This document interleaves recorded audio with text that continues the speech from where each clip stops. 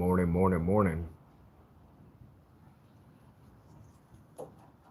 And we got a full-on war with the nature today, man.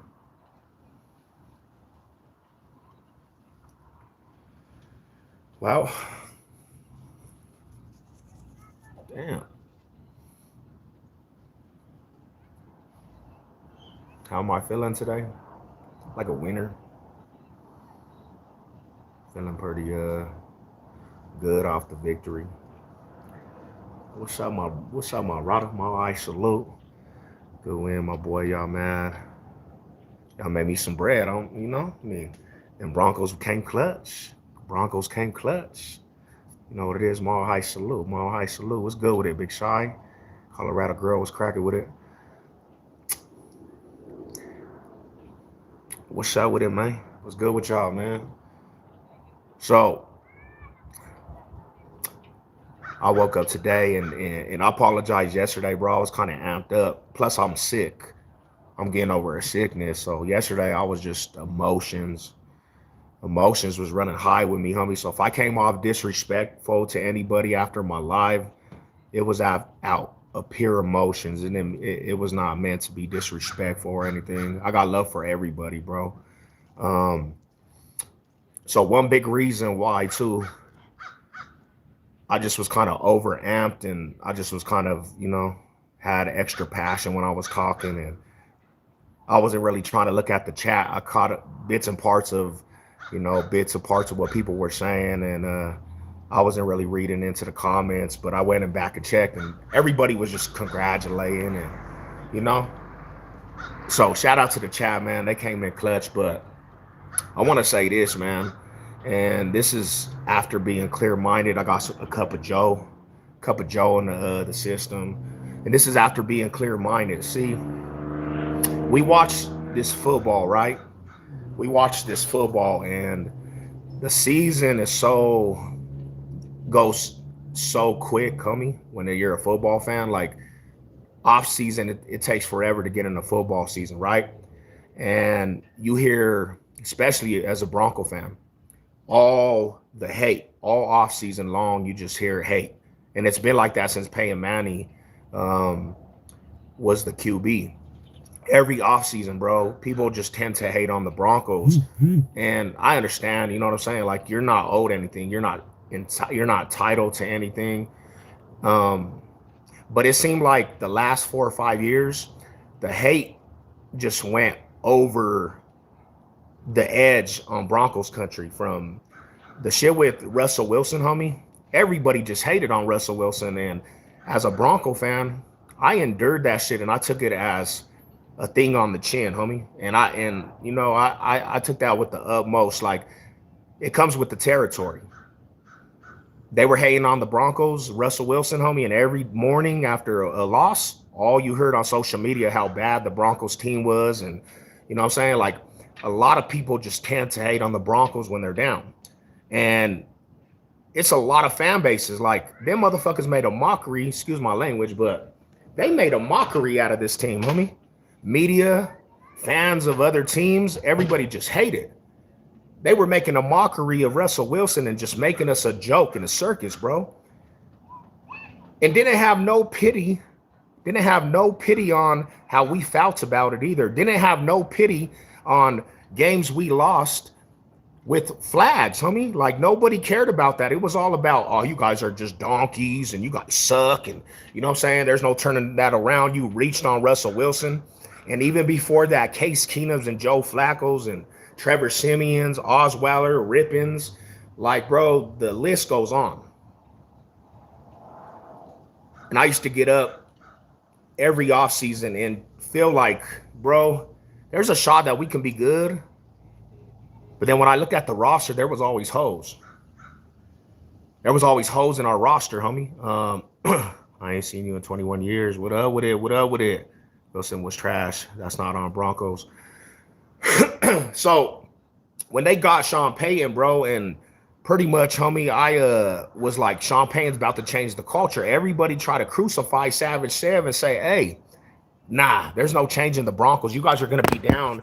You're going to be down the next 20 years. People were telling me this, homie. You're going to be down the next 20 years. There's no changing that franchise. Peyton Manning ain't coming through the doors. And they got Sean Payton and said it was a reach and he was overrated. And then Sean Payton started making moves. And he started making moves and turning the culture. And even through all the shit he was doing, people were still denying this Broncos team the flowers they deserve because they changed the culture, bro. When he went for Bo Nix and he drafted Bo Nix, people were trying to say Sean Payton was stupid. They were trying to say Sean Payton was overrated. He didn't know what he was talking about. And I'm like, bro, this fool Sean Payton is a Super Bowl caliber quarterback. And you mean to tell me you think you know more than Sean Payton? When he went for Bo Nix and I said, hey, that's the best quarterback in the draft in this class. And you fools were saying, nah, that's an overreach. Bo Nix is not the truth.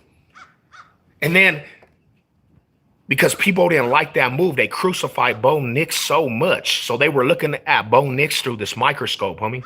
And there was nothing Bo Nix could do to change the minds of people. And I was telling you, have patience. And Bronco fans were like, oh, nah, bench Bo Nix. And haters were like, nah, bro, it's just another carousel. But then Bo Nix started winning. He takes the Broncos to the playoffs in his first year, and people are still trying to discredit what Bo Nix did. They were still trying to hate on Bo Nix. He went to last year in his rookie year, went hand in hand with Patrick Mahomes in Arrowhead. And if it wasn't for a field goal that was missed, they would have won. They would have swept the Chiefs last year. And this is Bo Nix. And even Bronco fans were still crucifying this guy. And I'm like, nah, homie, chill out. The Broncos in his first year rookie takes the Broncos to the postseason, breaking records, breaking the streaks. And he got this team on fire, and people just didn't want to believe it all offseason. I heard haters say, nah, the Broncos ain't the truth. And I'm trying to tell you fools, are you stupid? I'm trying to tell people, you build the greatest defense in this era of football, and you don't think Bo Nix is about to start producing this year? He has a couple bad games, and people are saying bench him, bro. Like, that's the modern day fan, homie. Even Bronco fans were saying bench Bo Nix and bring Stidham in. Like, what type of logic is that? And Savage Stev was still holding strong. And I was like, bro, have patience. Now, besides the Giants game, because that Giants game was kind of blown out of proportion, nobody ever seen a quarterback ever do that, come back from a deficit, homie, in the fourth quarter, put up 30-plus points in one quarter. And the Broncos proved me wrong. That's why I'll never, ever look at this team and say there's nothing that we cannot do. Mile High Magic's in the air. Now, yesterday, you know why that was such a big win? You want to know why that was such a big win? Because the Chiefs and the Chief fans that were acting like it was not a big game for them, because there was Chief fans saying, oh, the Broncos are treating this like a Super Bowl. You understand yesterday? That totally took you out of the AFC West race. I mean, you can't even catch the division.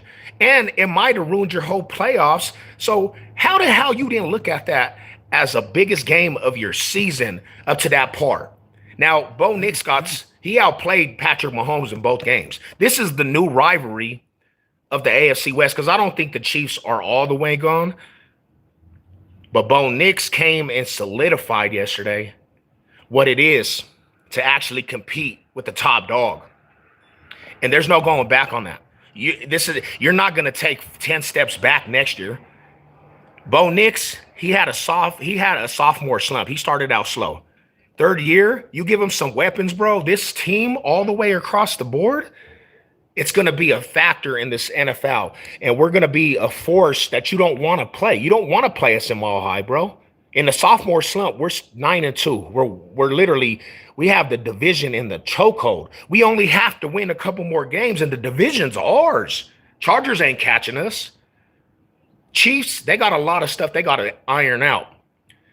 And the Raiders, we already know the Raiders, like, they're not, they got a lot to, you know what I'm saying? Not to hate, but them fools, I don't see the culture ever changing. They need to go fire everybody and rebuild again. And they need to get some new blood. But Broncos country, we got the best defense. Bo Nix is feeling himself. You got the best coach, like the best coach that turned a culture around in a matter of 2 years. This team right here, see this team right here? We have a chip on our shoulder, bro. You guys made us like this. Everybody's hating and everybody's downplaying what we've been doing and talking shit. You guys made us play with. That's one of the craziest things when you look at a team. You cannot feed them fire if they got the determination to get over that hump. You gave us fire, bro. There's nothing you can do. The haters, you got to put muzzles on. There's nothing you can do. If you're a hater, homie, you don't like the Broncos, you got to put a muzzle on. Put the muzzle on. Know your place. Stand under us, peasant. We don't have to fight the energy no more. We're already proving that shit with action. Every peasant that don't believe in this team, that still wants to hate, you got to put a muzzle on, bro. Shut up. Because there's nothing you can do right now. Right now, we on top of the division. We on top of the NFL world. We on top of the AFC. We're about to solidify the #1 seed. And you guys are all looking stupid out here. Don't even know what hit you with the bitter beer face. And y'all sick to your stomach, eating your words. You understand this right here? In a matter of 2 years, top of the AFC, top of the NFL world. You don't want to face us. You don't want to face us at home. Undefeated since last year. And I'm deflecting and reflecting every negative. I rebuke you. You can't touch us right now. You can't touch us right now. Sit your ass in the dog kennel. You sitting out in the rain looking stupid. Monday morning victory lapping on your ass, bro. Telling you all the hate, you turned us into the juggernaut. All the hate people put out on Broncos country, you turned us into the juggernaut. It's your fault that the Broncos are 9-2. We could have been 11-0. It's your fault. All them words is on deaf ears right now, bruh. Because we the top of the kings. We the kings of this shit. Your noise, you're at the bottom of the basement. If you're putting hate into the Broncos at this point, Savage Chef can't even take you seriously. If you're hating on the Broncos, you're just one of them little fools that like still trying to chip, but you can't do it because the team speaking volumes.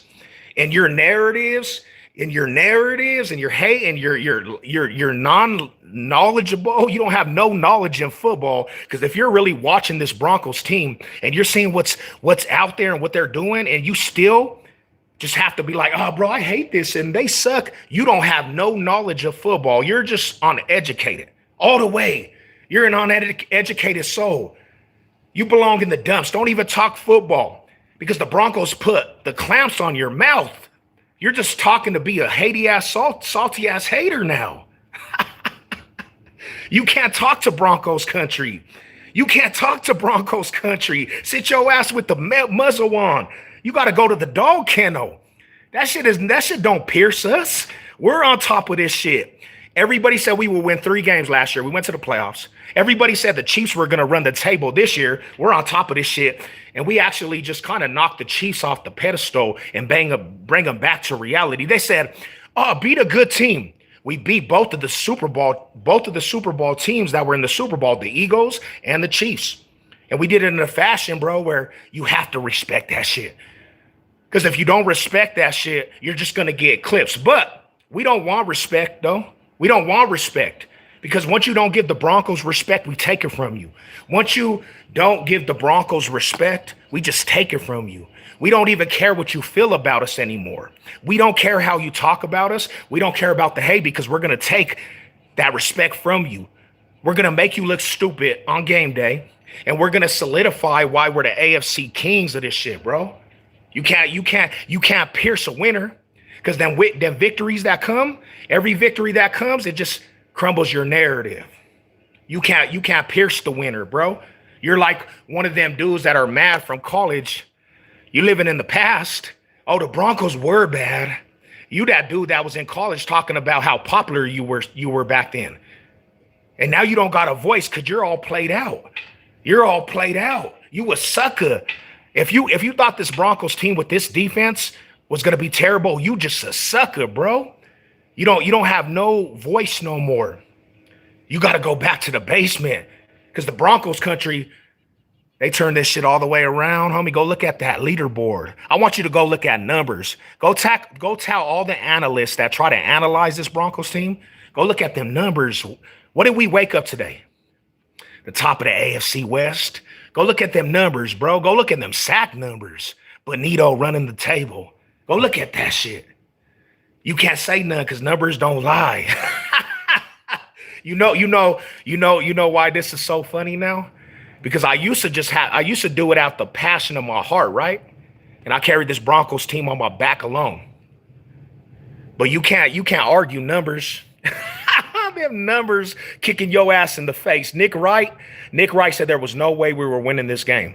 And he got to go to the table eating all the words today. And you know what makes the win that much more fun is when the haters are forced to eat their words and look like cowards, bro. Them numbers don't lie. You can't argue numbers, buddy. You can't argue numbers. Them numbers are telling you you don't know what you're talking about. Them numbers, being on top of the division, being on top of the AFC West, #1 seed, fighting for that home field advantage through the Super Bowl, the playoffs. You can't argue that no more. You can't argue that no more. And strictly, I don't care who it is. Right now, how I feel, bring on anybody, everybody, your team, your coach, your fan base, whoever you ride with, whoever you thought was good, can get the smoke. I don't care about any team. At this moment, I don't fear no team, bro. I'm on a high horse. You gave me too much fuel. You gave this Broncos team too much fuel. All the hate you spew, trying to discredit our wins, you gave us the chip. It's all because of you. And at the end of all this, you're going to be the one that's out loser Bach looking dumb. Because if the Broncos go on to win the Super Bowl with this shit that you guys made up, all the hate you made, if the Broncos go on to win the Super Bowl with this defense type, which they did in 2015, don't talk football no more. Don't go on panels. Just sit there and know you don't know anything. You don't know what you're talking about. You're literally just saying stupid shit to just get a rise at this point.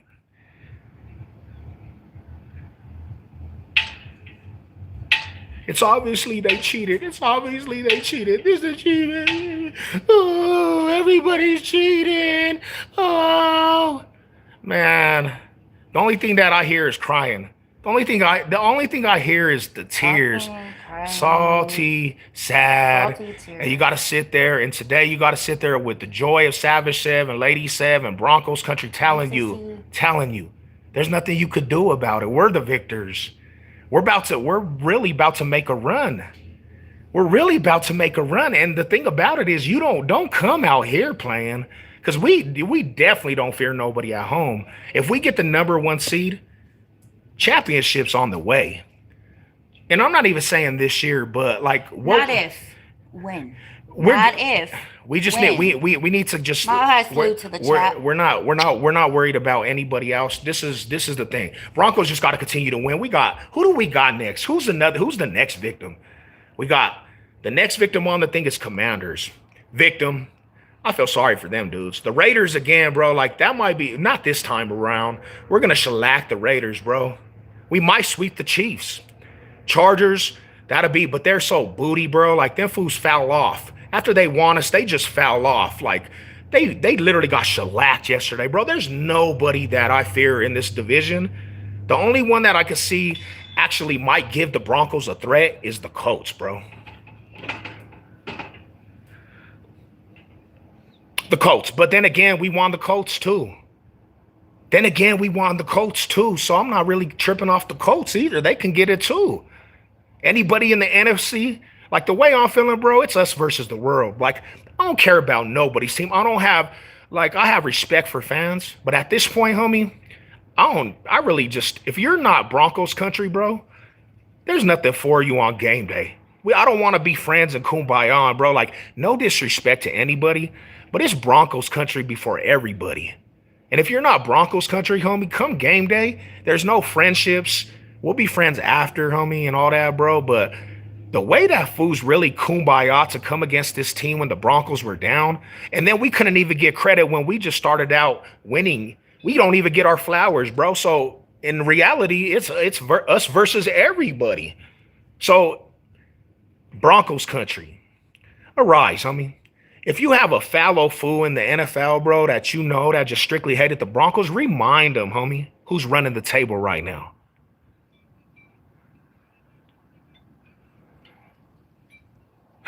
It doesn't matter. You see that's the logical of a loser, bro. It doesn't matter. You guys are better than us, but you still gonna lose. We ain't losing to you. We ain't losing to your ass.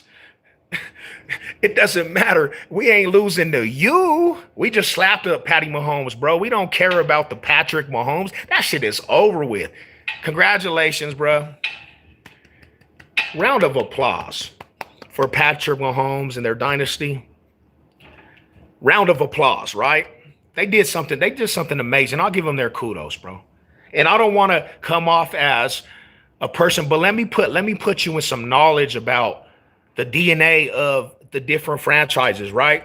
If they never get back to the level that they were this last 4 years, you ain't never, ever going to see that shit with the Chiefs ever again. You know why? Because in their blood, in their DNA, the Chiefs franchise was never a juggernaut franchise from the get-go. That has to be in the DNA for you to be in different eras. They won in one era of football, bro. That's not in the Chiefs' DNA. They lucked out by getting Patrick Mahomes, because if they never got Patrick Mahomes, they still would have been that franchise that nobody took serious.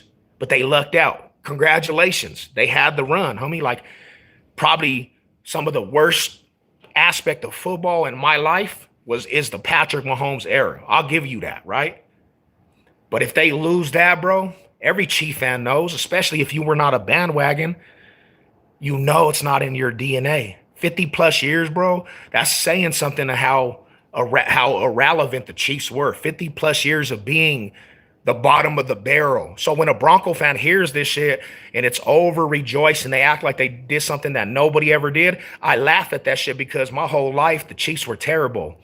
My whole life, bro, they've been the bottom of the barrel. So when they were saying dynasty, I couldn't even take that shit serious, because I'm like, bro, I literally watched you guys be scrubs since a little kid. We went through the Chiefs' house to win a championship in Arrowhead when the Chiefs should have won, bro. They had the best record in the AFC West, and John Elway went through their house to be champions. They'll never say that about us ever. They never will come out here and go through our house to be champions. We got that over their head. We still have them fools in a noose because John Elway took their number one seed and their relevance in the AFC West, and we took that shit, right?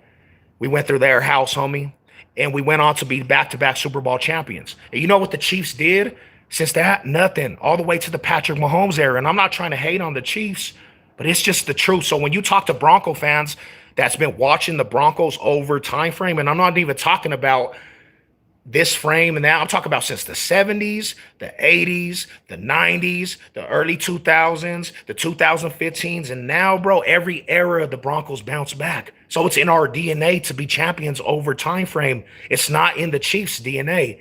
There's franchises that do this shit. And then there's franchises that get a little bit of luck and then you never hear about them again. And sorry, bro, that's the truth about the Chiefs. They'll never be in this position again, so they have to soak it up, because you'll never ever feel this and experience it, because you don't know how to bounce back in eras.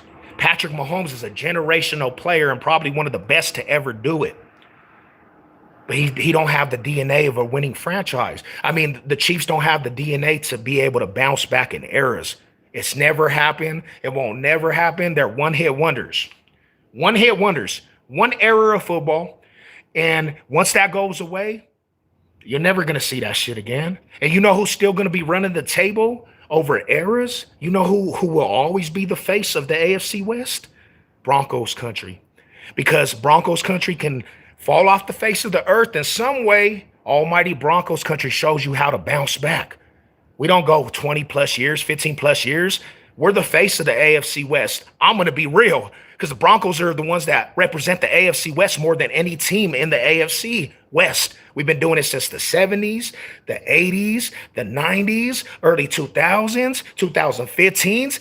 And then we had the worst era of Broncos football era. And now we're already bouncing back. Let that soak in, homie. We're the face of the AFC West. We got more appearances, more titles. Now the Chiefs might have did that in a little era. Congratulations. Congratulations. But we're back. And we're definitely not going nowhere. Bo Nix is not going nowhere. He tasted winning now. That's the bad part about it for you fools that hate on the Broncos. Bo Nix tasted it. It's in the air. He's tasting what victory feels like. You think that shit's going away with this type of defense? All you have to do to become a juggernaut with this Bo Nix run team, get some wide receivers. The defense is amazing. We did that shit yesterday without our number one defensive player. Patrick Surtain wasn't even on that field. Singleton wasn't even on that field. Dobbins wasn't even on that field, bro. And we beat a respectable quarterback. Bo Nix, he's outplayed Patrick Mahomes in both of the games he's played. Let's not miss them facts, because Bo Nix has outplayed Patrick Mahomes in both of the games. And if Patrick Mahomes is the face of the NFL, you got a storm coming with this Broncos team, because Broncos country just came and let it be known we're not scared of Patrick Mahomes to go head to head with this dude. I'm a Pats fan because I'm born here. But I'm really a bandwagon fan, so yeah, that's terrible. Don't you? And if you're a Pats fan, you definitely can't talk to Broncos country, because we done slapped the Pats up so many times. Like, that was our kick toy. When nobody else could slap up the Patriots, Broncos country had to show you how to slap up a Patriot. Tom Brady, he was a victim of Broncos country, bro. It didn't matter who we had. Kyle Orton, John Elway. I think John Elway went like undefeated against the Pats. Never lost to Patriots. You had fools like Jake Cutler, Kyle Orton, Jake Plummer beat Patriots. You had Broncos country with a noodle arm. Peyton Manning go slap up Tom Brady in the AFC Championship. Yeah, don't ever bring up the Pats talking to me, because like, Broncos country literally victimized the Pats so many times, even in their dynasty run. Patriots didn't want to face the Broncos. Even when we were down, Broncos country showed you how to beat a juggernaut. And now we had to show you have to beat the Queefs, because let's be real, bro. All reality, this is the truth. What up, Big Miguel? Sorry, man. What's good with y'all, bro? Maul, hi, salute. What up, Big Miguel? How you doing, fam? What's good with it? What's good with it? Hey, don't mind me, bro. I had a lot of emotion last night. I was going crazy.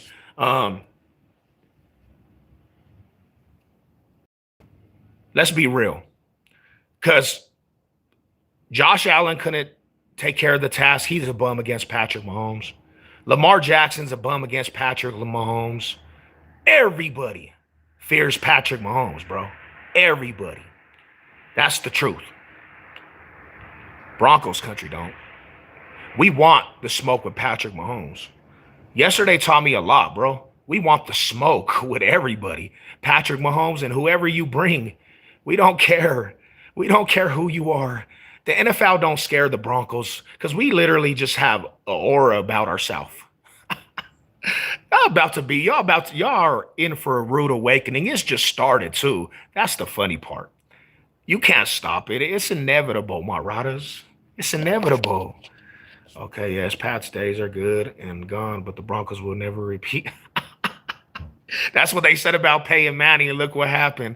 That's what they said about John Elway, and look what happened. They'll never repeat. Man, shit your dumb ass down. You don't even know what you're talking about. They said, you know what they said the whole time the Broncos won championships? No, they'll never get there. I heard that same saying, bro. When Peyton Manning was the Broncos quarterback, oh, he's hurt. He's never going to get you to a Super Bowl. He's a choker. What happened, dude? It doesn't matter what you think. Like, you were wrong in them years too. It doesn't matter what you feel. It doesn't matter how much hate you put on this team. Broncos country is on a mission, bro. And when you got a chip on your shoulder because the league beat you down, the league try to beat the Broncos down, bro. Oh, they're the worst AN2 team out there, and nobody gives them their credit. They don't have no respect because the offense, bro. You start letting that shit, you start hearing that shit, and now you got something to prove. You got something to prove. And the haters can't say nothing right now because the Broncos are running the whole shit. You see this logo, bro? Fear that shit. You see this right here? You gotta fear that shit. You gotta respect that shit. Respect it. Kiss it, homie. Because this is your dad. This is who runs this shit. You see this logo right here, bro? This is who runs shit, homie. And the numbers don't lie. The record don't lie. The conference aspect don't lie. Who's in front of the AFC West don't lie. And who did we just beat? The Chiefs. Everybody was saying there's no chance that the Broncos are gonna beat the Chiefs. And Broncos country sitting back just laughing at this shit. Like, do you know who our defense is, dude? Are you serious? When you put out these narratives that we can't beat nobody, do you know who the defense is? Do you know who the defense is? Do you know who you're playing? You're not playing these average Joe defenses, bro. You're playing almighty Broncos country, and sorry for you. Sorry for you.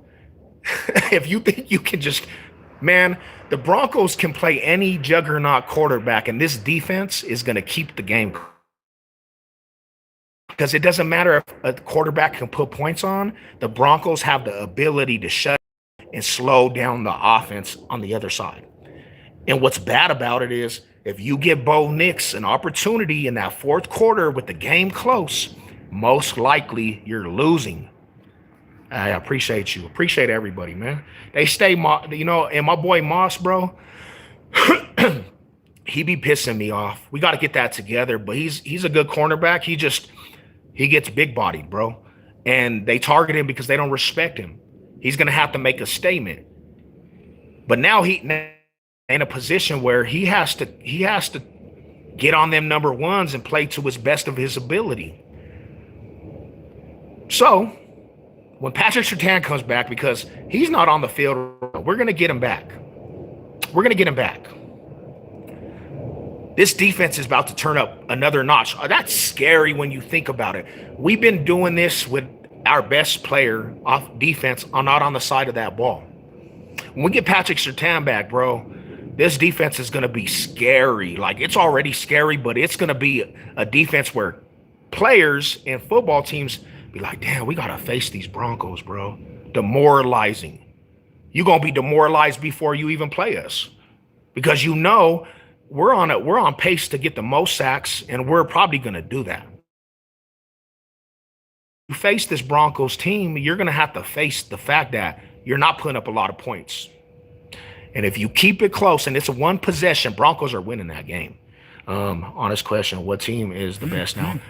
Right now, I would have to say the Colts, bro. I would have to say the Colts. Like, with all bias, bro, I would have to say the Colts. Because they are doing something that nobody believed either. Like, people still ain't giving the Colts their credit. They're not giving the Colts their credit. What did Shai say? And I respect the Colts. I respect the Colts tremendously. That record, no, everybody's still trying to downplay, but you don't want to face the Colts. The Colts is probably the best team.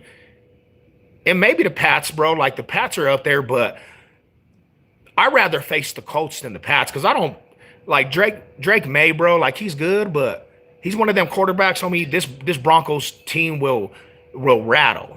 So if we face the Patriots in the playoffs, their quarterback don't scare me. We will rattle the shit out of Drake May. Now, Danny Dimes, I see what he can do on this defense. But also, we won that game against the Colts, if you recall. And if they didn't call a flag, they missed that field goal, we would have literally won that game. So I would rather play the Pats than the Colts in the playoffs. And I believe 10 times more in the fourth quarter than Bo Nix than a Drake May. I'm just going to be real. I wouldn't want the ball in anybody's hands but Bo Nix in the fourth quarter, homie. That's how much I got respect for Bo Nix and just everybody crucified this guy. Everybody crucified this guy. Not like you guys literally have such a hypocritical mindsets, bro, when it comes to the Broncos and other teams. Why can't we have the slander for Justin Herbert, what he did yesterday? Nah, but everybody's going to still suck up Justin Herbert. This fool literally laid an egg yesterday against the Jaguars. Got demolished, bro. They put up 6 points, field goals. He didn't even have no touchdowns. And we're not going to hear the slander this morning, but Bo Nix wins a game against the Raiders, and he gets slandered? Hypocritical. Y'all some like the fools that hate are hypocrites. Like real shit. That's why I don't have no pity on nobody and their feelings. Because everybody wants to be hypocrites when it comes to the Broncos. And then when it comes to other teams, people get away with it with just being terrible. You know what I'm saying? Like real shit. But our defense tied and we have more experience. Hell yeah, let's go, man. We have to have that energy, my people. Like I was proud of yesterday, I was really proud of that crowd, homie. They said that was like the loudest. The announcer said it was the loudest they heard this year. That crowd bring the energy, but see, when you have that Mile High Magic, bro, people start coming back to what it is, the Mile High Magic, homie. Now the fair weathers, bro, y'all got to get a reality check, bro. Like building a foundation's a process, and everybody just really got off of this pity party and expected wins. You guys have to have patience and shit, bro. Like, you guys don't know more than Sean Payton than these higher-ups. So please stop analyzing this game. Like, please stop acting like you guys know what you're talking about. Because if you don't have patience in building a foundation, you're just going to rush it. And then rushing shit, you don't get nothing accomplished with rushing shit. And that's why Sean Payton had to slowly but surely build his foundation. And they did it with this money that they owe Russell Wilson. Does that even resonate with other people? We're doing this with money we still owed Russell Wilson. We didn't have money like that, bro. We're doing this with homegrown players and building a core with owing a quarterback that was terrible, and he took all of our money. Now, freeing up some of the bread that we're not going to owe Russell Wilson, bro, that's scary in itself, because now you have players that want to be in Denver. The winning culture is very magnetic, and now you can go get players in free agency, and people are going to want to be out here because the energy aspect, bro. And now you have a whole core, and you're not fairly off on anything. Like Broncos country in the future, it's bright. It's bright. So salute to the team, salute to the fans, salute to everything, and salute to the homies, man. Coach got weaknesses. Yeah, I feel you. They do. They got some weaknesses, but I think every team got some weaknesses. Now,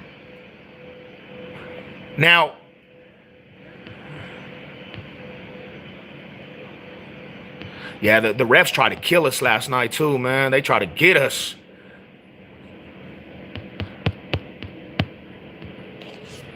Salute, man. Salute. It feels good. I'm just victory lapping today, man. I had to give you my honest feeling. I had to give you how I felt about things, because I woke up and I was like, man, I started watching some of these analysis and just people trying to bash the Broncos before this game.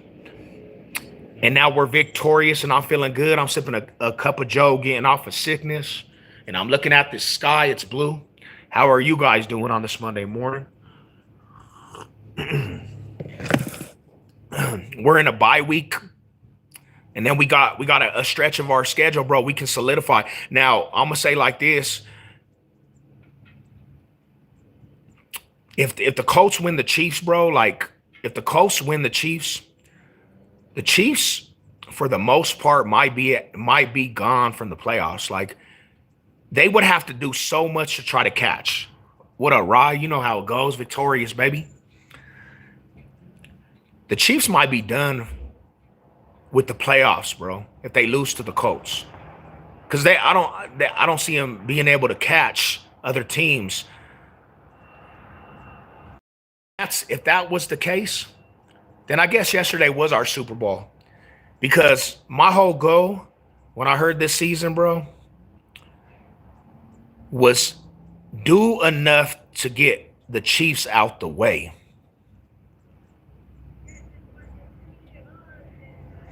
Do enough to get the Chiefs out the way. And now the Chiefs, they have a lot of problems, bro. And if that was the most accomplished we do this year, bro, I'm good with that shit. I just want to see the Chiefs be in another Super Bowl. I'm so tired of that shit, bro. That shit is so draining for football. Like, it's good to have a different variety in football. So the Chiefs, for now, seem to be out the way, homie. And I couldn't be more proud that the Broncos were a part of that shit. Yeah, come on, Shy. What's wrong with you, Shy? See, you didn't comb your hair, my buddy, and you lost, man. What is wrong with that picture, Big Shy?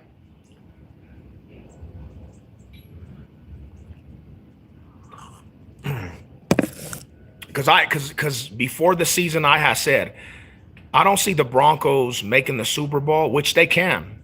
They can very much can now that I see what they can do. But I said give Bo Nix 3 years, and I see the Broncos really being contenders.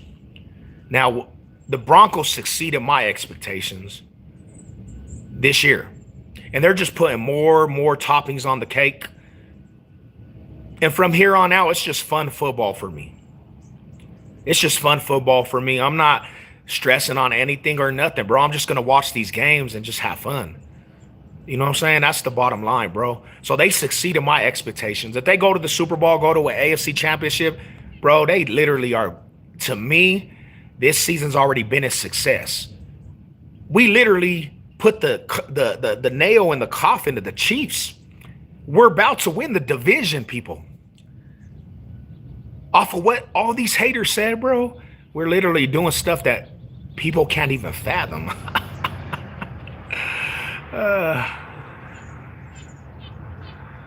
Yeah, I mean,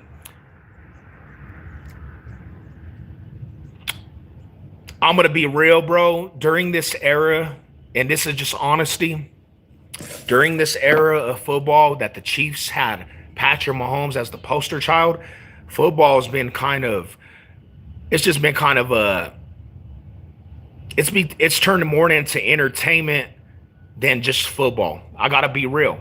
It's turned into entertainment more than football, because the way that they just push this aspect of Patrick Mahomes, bro, and commercials and the ratings and the whole Taylor Swift. You couldn't even go into football week without hearing about Taylor Swift.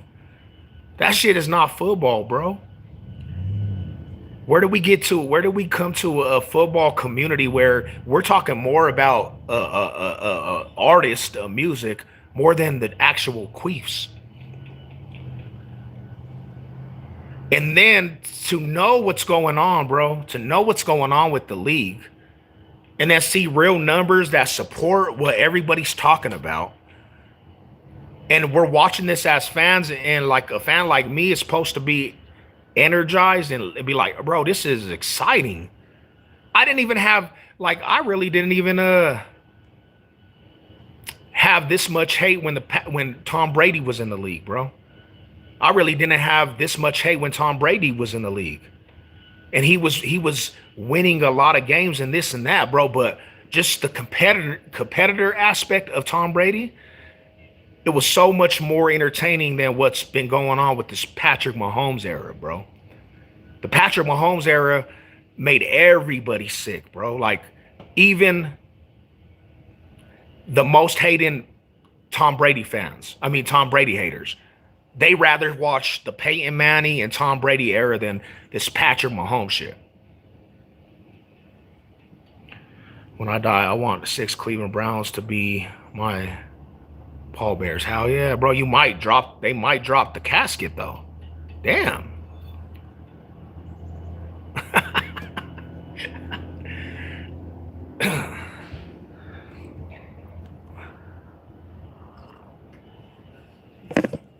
He said because they could let me down. You're a Cleveland Brown fan, bro.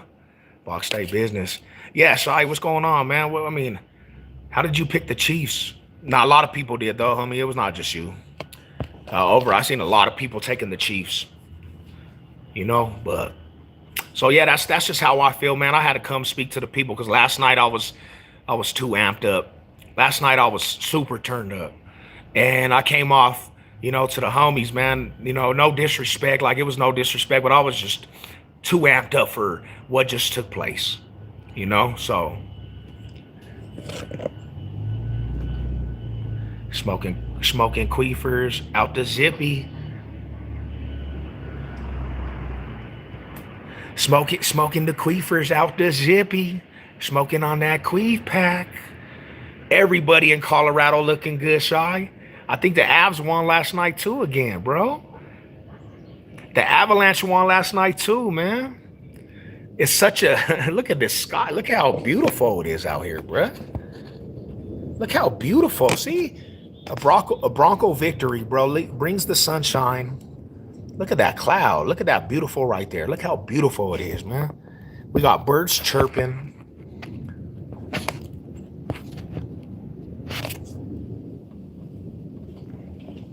It's a beautiful day. Got a nice cup of Joe right there.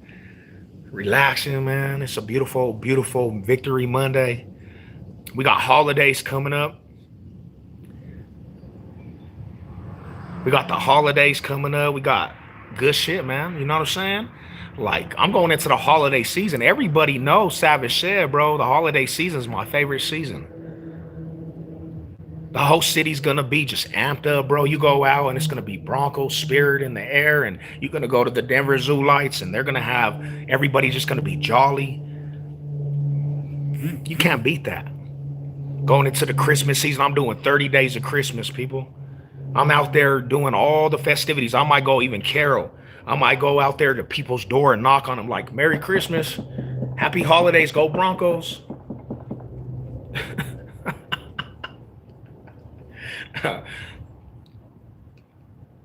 It is what it is. Colorado Avalanche looking good. Yeah, all of our cities teams is looking good, man. Everybody looking good in the box state. It's gonna be crazy if we can get all the teams in the playoffs this year. We can get all the teams in the playoffs this year, bro. Imagine how crazy the city of Denver gonna be.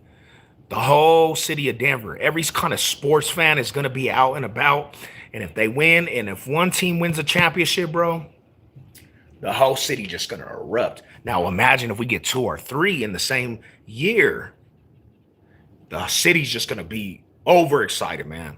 And it's always a beautiful thing when you got a Colorado sports team winning a championship. Now, I prefer Broncos country over all of them. But anytime a Colorado team wins, I'm good with it. Because it's box state business. It's box state business.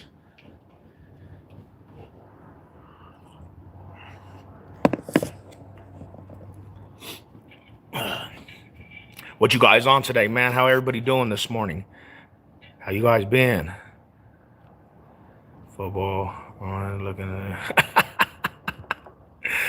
at Shy done got the whole parlay because he picked the Chiefs.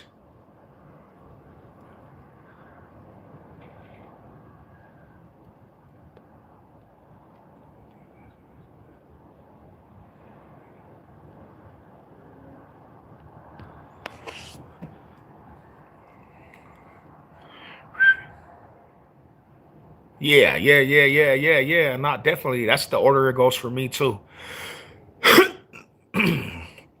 How yeah, and shit, the Nuggets got a squad, bro. Like, I think they're the ones that are gonna win everything. To be real, they're the ones that are the most powerful out of all Colorado sports. They're gonna be the most feared aspect of a sports team out here to win. Broncos country, you give them next year, they're gonna be feared by everybody. And the Avalanche, homie, they're running with the cup. But I still see the Nuggets as the top favorite to win the championship. Now, you know what we can talk about out here in Colorado sports. If you're a Colorado sports fan, who's gonna win the championship first? Out of the Broncos, the Nuggets, and the Avalanche, who you putting money on? I know we can't count on the Rockies. We can't count on the Rockies for shit.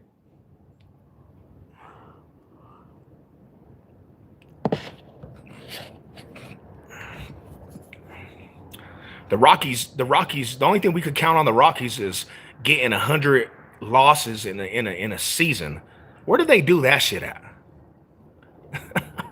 Where do they do that shit, man? Every sport, every Rockies, every MLB baseball fan looks at the Rockies and they just laugh at us, bro.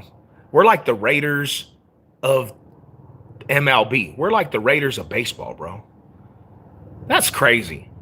How did the Rockies become such a bad organization? Can somebody answer that? Does anybody watch the Rockies out there? Can anybody answer that for me? Why is the Rockies so terrible, bro? Yeah, I mean, hey, go put some money on it. I guarantee you'll win if they do.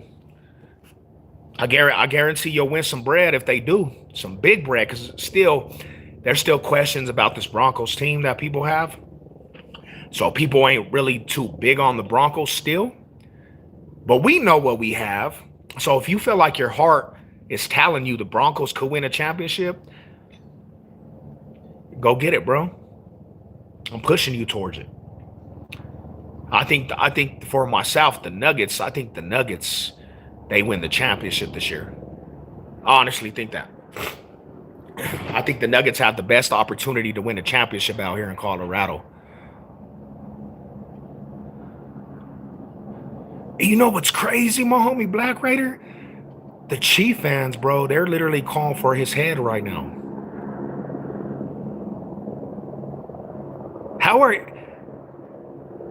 That's mind-blowing to me, bro. Like, they're really this morning calling for Andy Reid's head. Some people said that. I heard some fools on Twitter, the Chief fans, they were going at Patrick Mahomes, bro, saying he's washed. I don't know. I don't understand that logic, bro. Like, how you gonna go at a dynasty core, like the fools that help you win your dynasty, and you're going at these fools talking about he's washed and Andy Reid needs to bounce, and you gotta have a little more respect for them, that core that brought you that championship in the dynasty. You gotta have some respect, bro. That's what they did to Russell Wilson too. Like, he's the only one that ever brought them success. That's mind-blowing to me, bro. Like, not even, like, in all reality, not just hating, bro, but how do you just get to attacking the fools that are the reason why you guys have been so successful? I don't understand it. That's crazy. I mean, I started laughing at that shit, but there's actually Chief fans turning their back on Andy Reid right now. And all I can think when I think that is, like, are you truly fans? Are you guys really the bandwagons that we talk about? Are you guys really fans? Is that kingdom word? Is the kingdom word really a thing? Is that really a real aura of the Chiefs fan base, the kingdom? Or is it all smoke and mirrors like everybody thinks it's a bandwagon? When I hear that shit, I'm like, bro, you fools are some fair weathers, or y'all bandwagon. You can't just go at the head of the people that bring you the most success, bro. I would never do that shit. Even when John Elway, bro, even when fools were hating on John Elway was a part of every single run that we had, homie. You could never hate on John Elway. So when I heard Bronco fans going at John Elway, I'm like, bro, you're going at the fool that brought you all your success. You might not like him as a person, but you're going at this dude that turned around your whole aura and your whole culture, and you guys are attacking this dude. You guys really just, I don't understand. You guys are either Peyton Manning fans, or you just feel like you're entitled. And there's my other example of that shit. The Chiefs especially, bro. After being not good for 50 plus years, and then this fool finally brings you some success, you got the audacity to attack this fool after a loss because you didn't win a division rival. Like, Great things fall after a while. Not all great things. You don't get that shit forever. So I don't understand it. Don't understand it. We'll never understand it.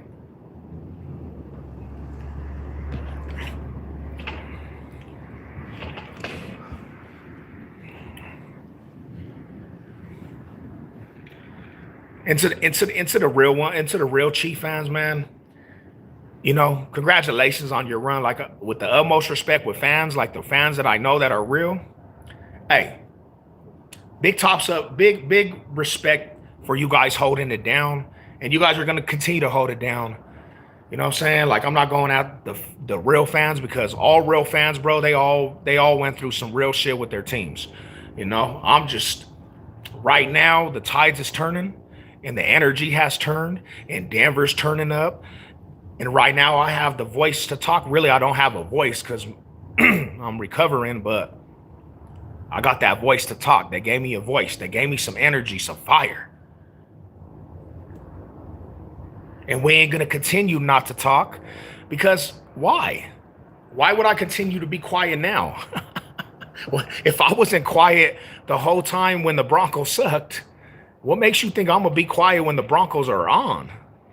The only difference is I got the proof in the pudding now. The only difference is everything's behind me. I got backup now. I used to just talk to talk. Oh, shit. I used to just talk to hear myself. Oh, you know he was going to be quiet. You know he was going to be quiet, Shy. What can he say now? The team that he just mocked the most, bro, just beat his ass. He can't say nothing. What can he say? He gonna. I'm gonna watch this special, but I don't think he's gonna talk today. I think honestly they're gonna, and they shouldn't even allow that fool to have that much time frame and give him that much room. They should just be on that fool's helmet. His co-stars and the fools that co-host with him, they should actually be on that dude's helmet, homie, telling him how ridiculous. When he said that the Broncos didn't have a chance, man, get the hell out of here.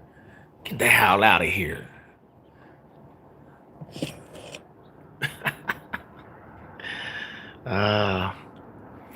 Salute to the homies, man. Salute.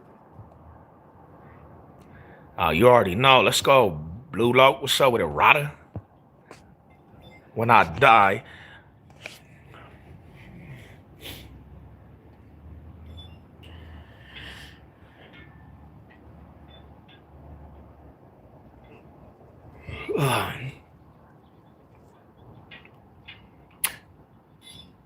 We gonna see. I know this for a fact. You gonna see a lot of people jumping on that Broncos bandwagon.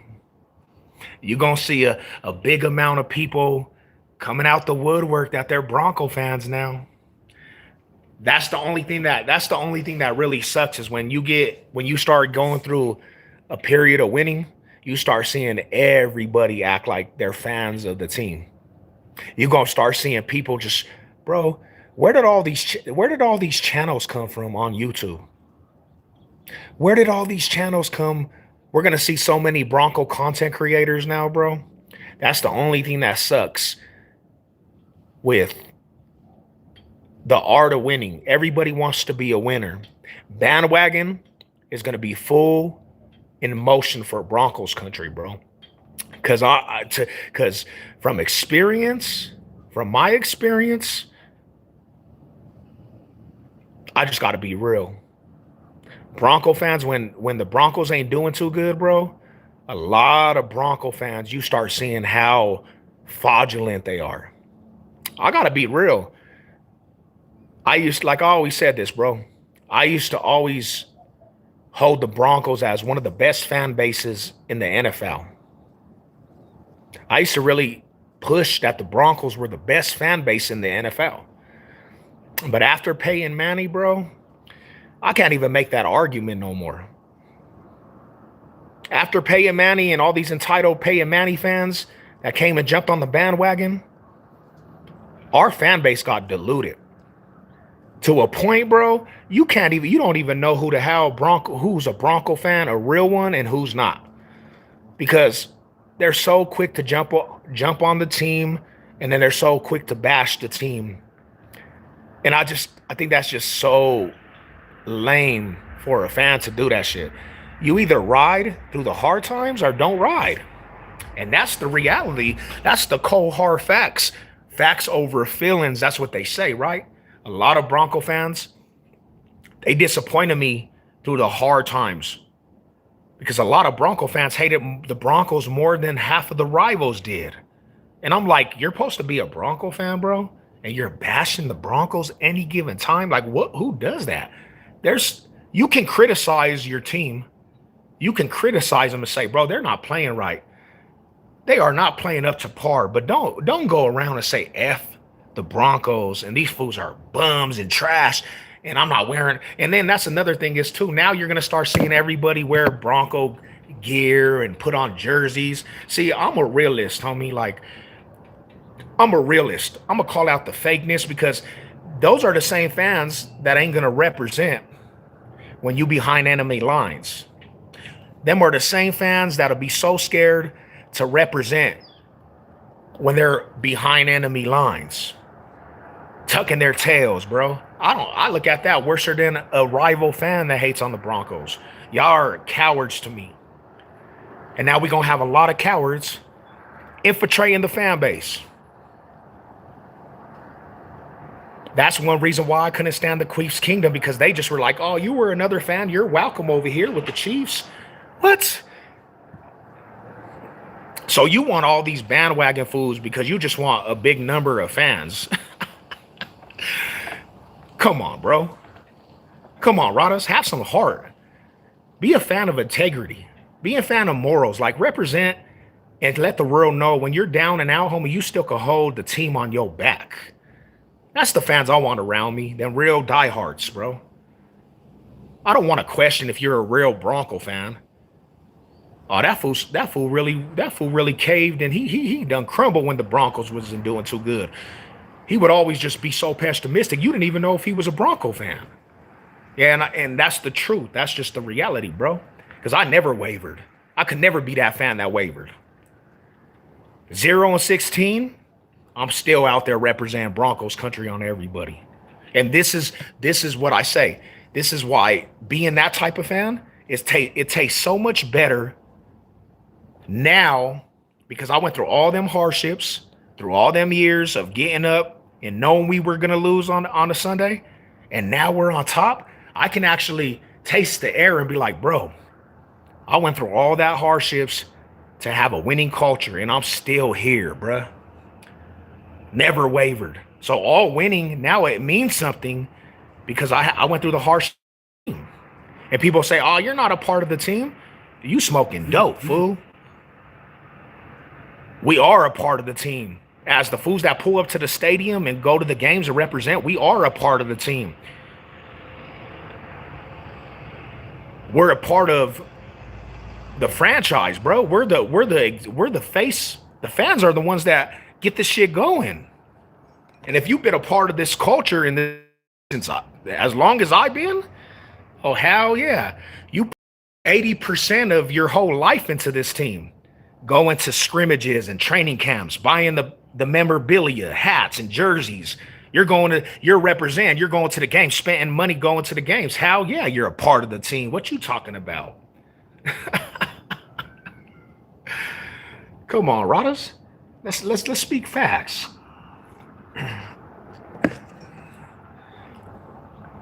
That's the cold hard facts. Now I got people questioning and probably mad because what I'm saying. They're like, bro, am I really a fan? People are probably as mad right now, bro. Like, bro, is he talking to me? I'm not talking to anybody in particular. I'm just talking about what I see. These are off of my experiences. What I see, it's not this. I'm not personally going at anybody, but I know when I talk, people are like, bro, he's talking to me. He's subliminally going at me. Hey, if the shoe fits, wear that shit. If the shoe fits, wear that shit. You know? Now, I know the real Bronco country that's been around my platform. Shout out to you guys, man. I can name handfuls of Broncos country that's been here since day one. Shout out to you guys. But I start seeing different accounts pop up. I start seeing all these new accounts pop up. I'm like, bro, where did you come from? Well, and then I start seeing so many platforms that now talk about the Broncos. So many new platform Bronco podcasts that just popped up. Hell nah. Somebody let me know if you think I'm wrong for that. Is that being wrong? Like, do y'all agree? Do you guys open arms? New fans that you just see come? Or do you guys don't look at do you look at it in that deep of contents?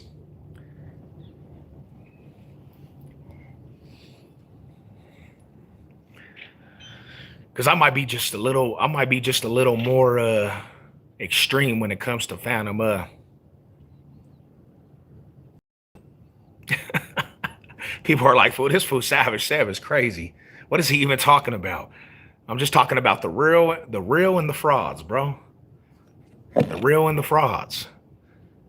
I just say it like this, bro. Whatever you do in life, homie, do it with the utmost energy. Do it with the utmost respect. Do it with the utmost integrity. Do it with the utmost, like, don't be the fools that tuck your tails in the war. Don't be them fools that run from the fade.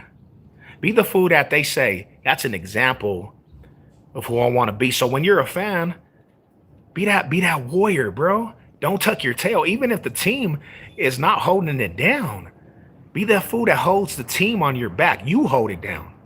Because that's what separates the real ones from the fake. But half of these fools wouldn't even know what I'm talking about because they ain't ever been through no shit. Yeah, we speaking some real shit now. Half of these fools don't even know what it is to have respect. Respect about they self. A lot of people are so soft and fraudulent, bro. The storm hit and you see these fools break, and that's in real life. So when it comes to fandom, hell yeah, you see that shit a lot. You see that shit so much. Now you don't want to be a fan because the Broncos is not doing too good.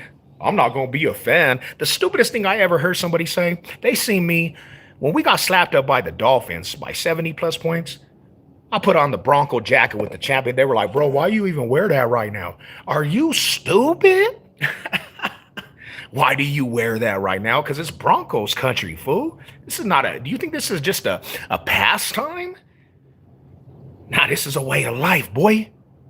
So sit your scary ass and go put your muzzle on too, because you worse than the haters. You just a brittle ass fan.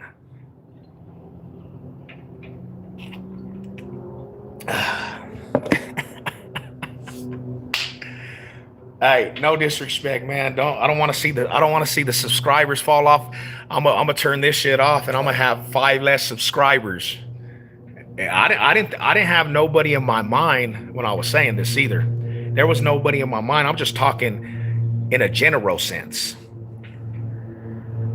I'm not speaking to you directly. So all you little beta fools and fools that personalize every word, I'm not talking to you.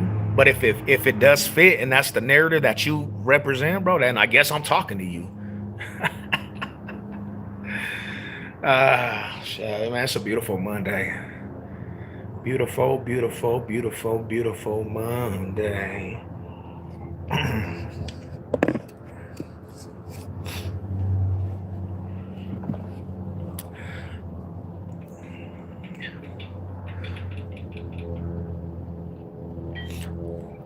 So, it all makes sense though, because like I think the generational fan, the fans that grew up, and your grandparents and your family before you, they were all fans. I think it's bred just a tad bit more different than a person that chose up because of a player or because of a color or because this dude was your favorite running back.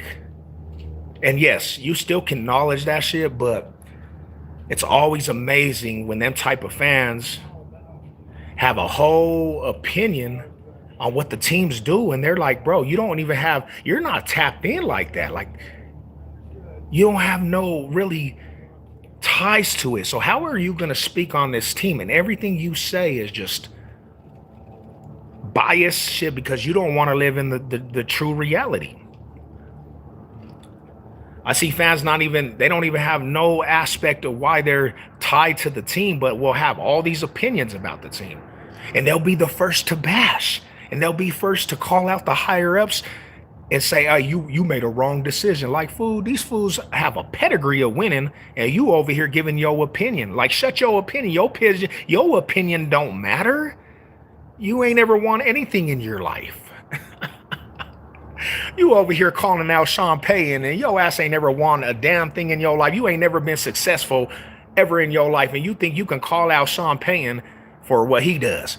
Like, sit your ass down, bro. He knows what he's doing. He won a championship before, and your ass is just a fool on the sidelines calling out and trying to give us your opinion.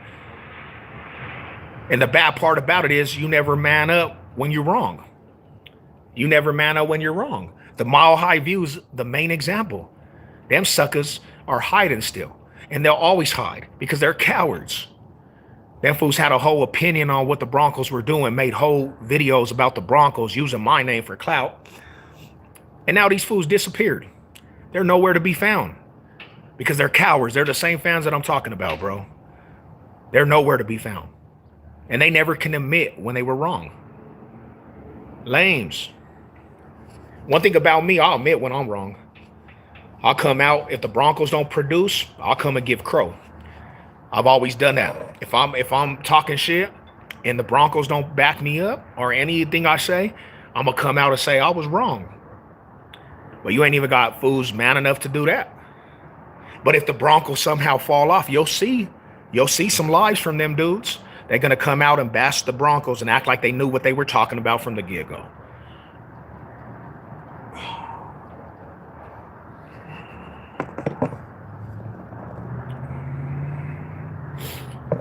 I appreciate y'all, man. I appreciate you.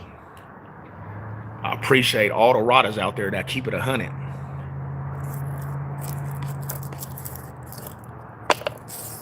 I appreciate.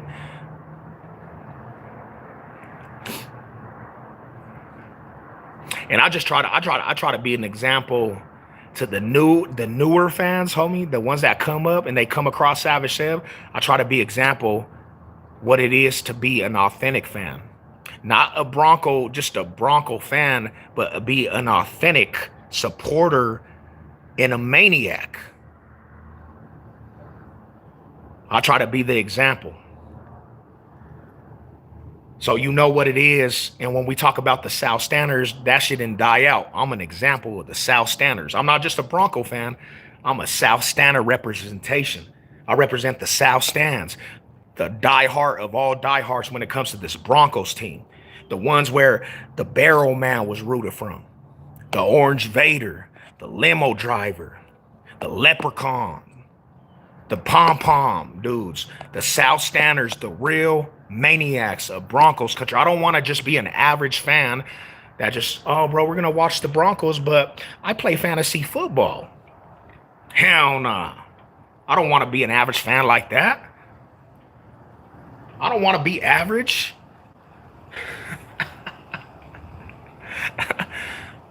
I don't want to be that aspect where you can question. Hell nah.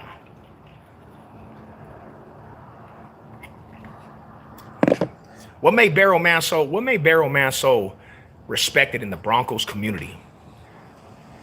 He had that aura about him. This fool got respect from the whole league, bro. One of the most authentic and genuine Bronco fan that ever walked the face of the earth, the Barrel Man. He could go to anybody's stadium and people are going to show that fool love just because of the love he had for Broncos country. I hold my standards to that type of fan, bro. Like, that's the standards. When I look at Phantom, that's the kind of fan that I want to be. Hell yeah. Yeah, OG fools. Yeah, Hal Yim too. He was. You remember when he was on American Got Talent? He was like, boom, boom, boom.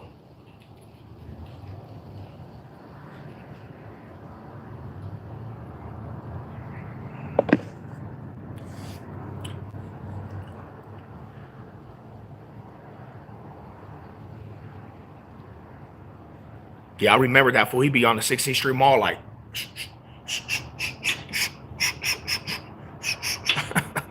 That fool used to get it in, Blue. That was my rider right there.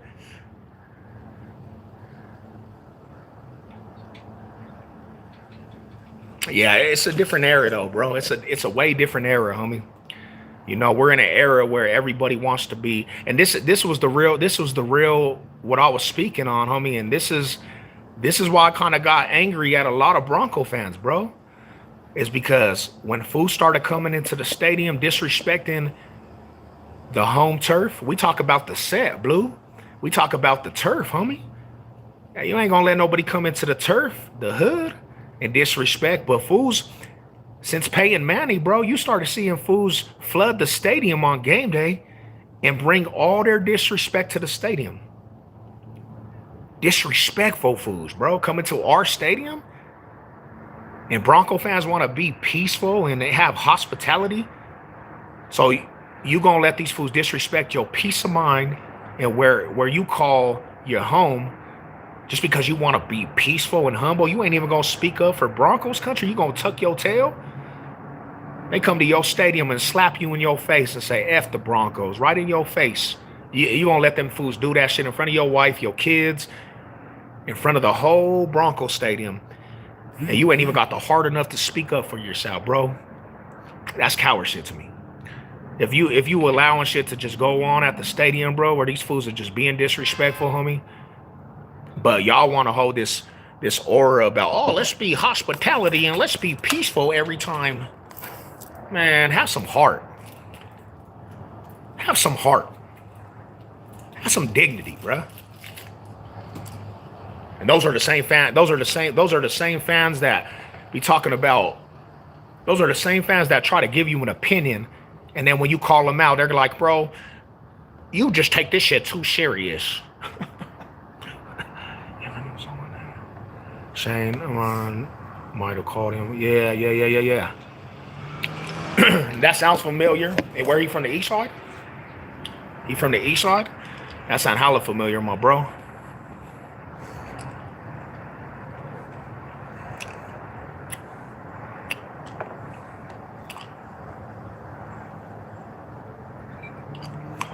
Yeah, that's them same fans I'm talking about right there.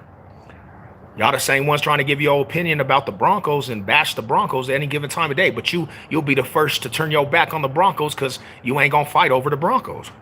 You ain't gonna represent in that type of manner.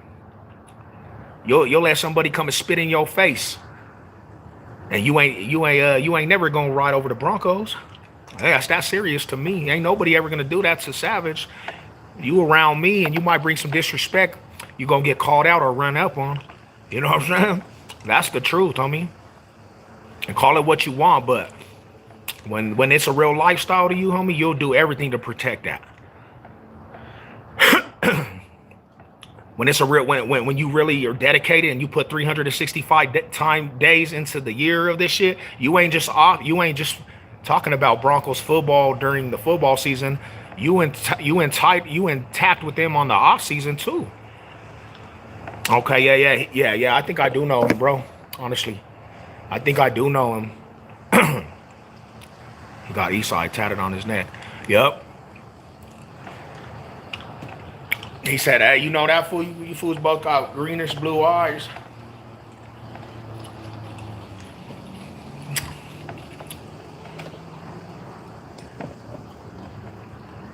What's up? Mall High Salute. What's cracking with it? And those are the fans I'm talking to, man. Try to give an opinion about this Broncos team, and you'll be the first to be loyal and basically turn your back on Broncos country because you just want peace. You want to be you want to be hospitable. I mean, there's being hospitable, and then there's people doing a little too much. That's my older brother. Okay. Shout out to Big Bro. Shout out to Big Bro, my homie. Mall High salute. Shout out to my East Side too. All the East Side homies, man. Mall High salute. I'm in Vegas on the K. Going to the Cowboy game tonight. Hell yeah, man. I gotta. You know what's crazy, bro? I think the Raiders are gonna pull that off. To be honest, I think the Raiders might pull that off.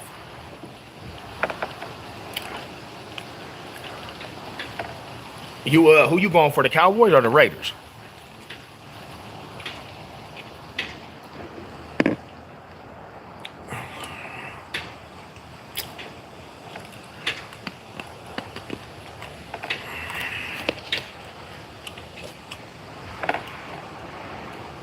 Damn, homie. Hey, bring some footage. I like to see that.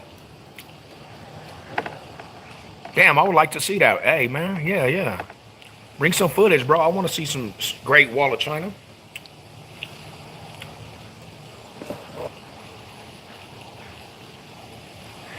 The only thing I can say about the Cowboys, bro, is that the defense will give up points. Watch, tonight, you're going to see Geno Smith is going to put some numbers on that Cowboys defense. But if you guys had any type of defense at all, bro, I think you guys honestly will be competing. But that defense is not too good, homie, at all. That's what is keeping you guys back. And then you guys getting rid of Parson. You just can't get rid of generational talent like that, bro. But Jerry Jones, man, I don't know if he ever knows what he's doing, man. You know? Hell yeah, that would be dope, bro. I'll definitely check you out.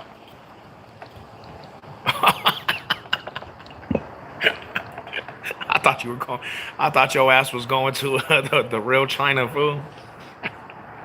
I'm gone, homie. Don't even mind me, fool. They got an amazing, man.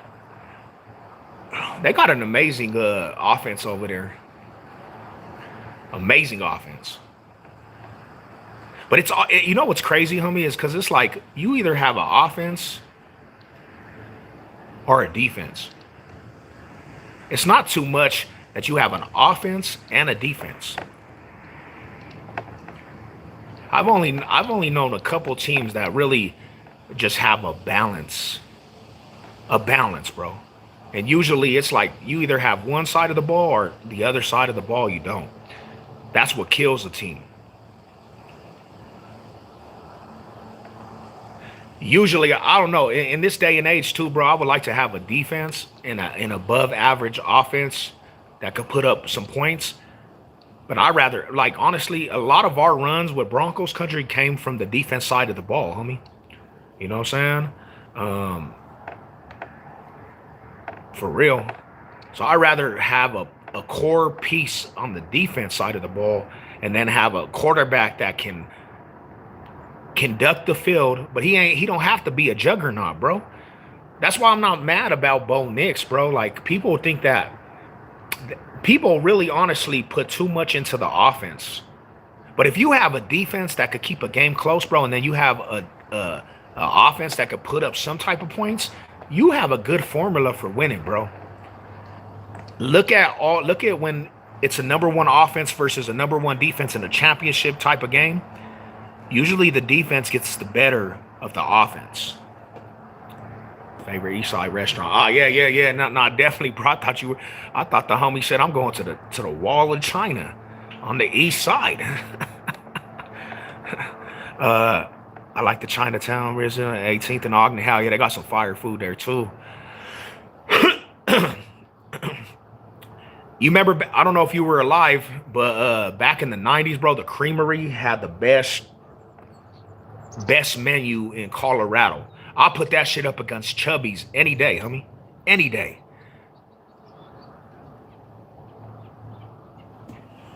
Hold on real quick.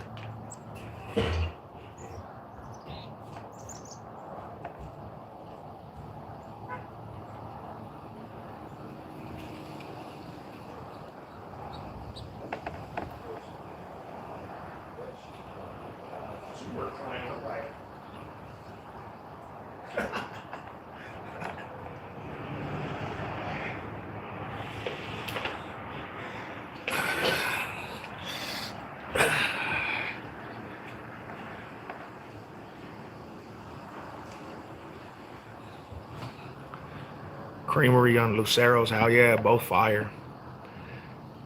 The Bamboo Hut, homie, Mexico City was fire too.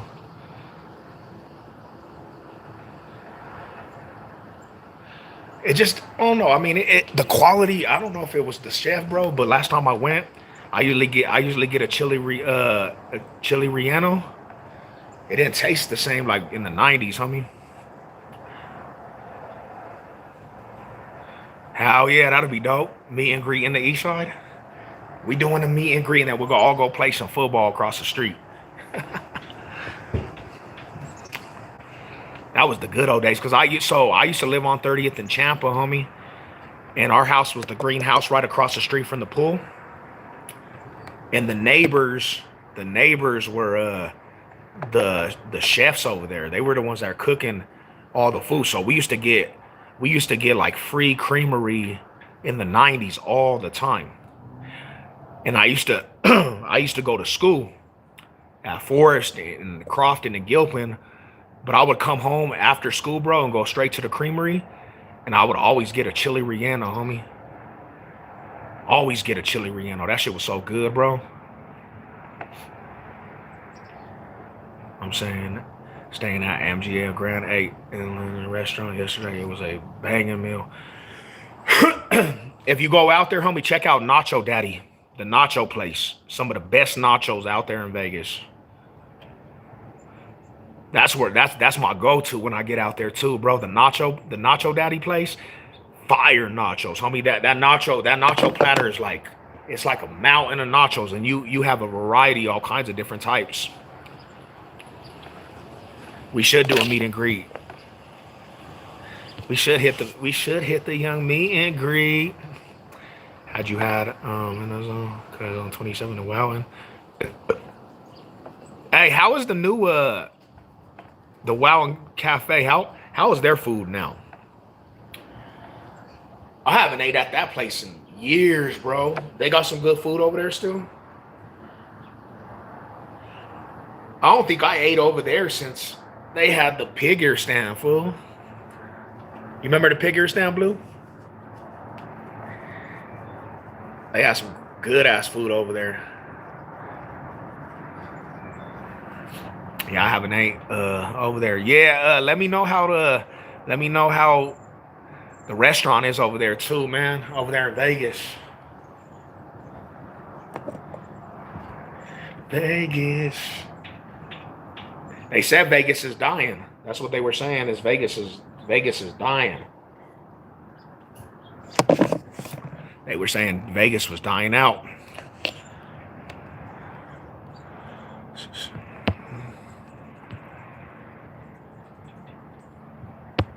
I don't know if I believe that though, cause I seen a video recently, and it seemed like Vegas was still live. Okay, okay.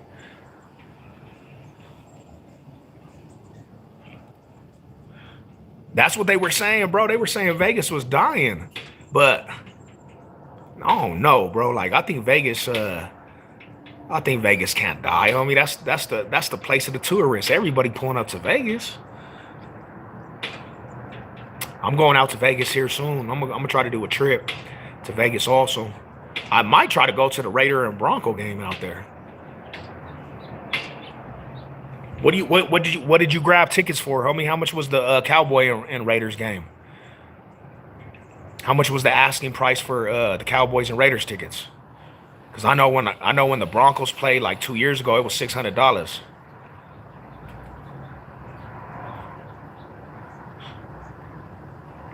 I'm trying to go to the. Damn, did you guys hear about Javonte Davis and Jake Paul? They canceled that shit. Javonte Davis is he's suing Jake Paul now.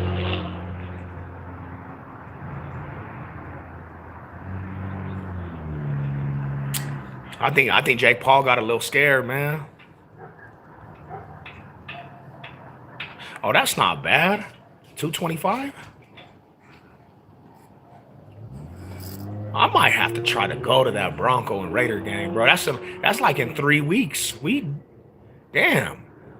We play the Raiders like 3 weeks from again. Damn, that's like a close time to play the Raiders again. And then we play the Chiefs in a couple weeks again too. I might have to go to that Vegas game, bro. Just to go turn up over there.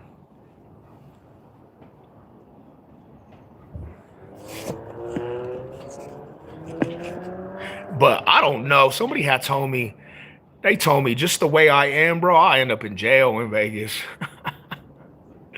How's somebody gonna tell me that? They're like, bro, you'll end up in jail in Vegas if you go to the Raiders and Broncos game out there. I ain't trying to go to jail, fool.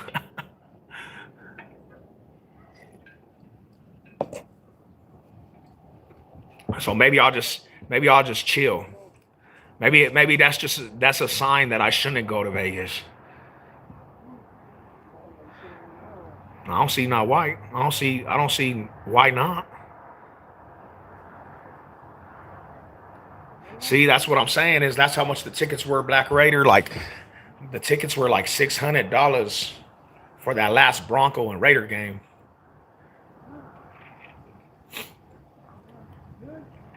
I mean, I think honestly, if I went to Vegas and I was with a couple of my partners that are Raider fans, I'd probably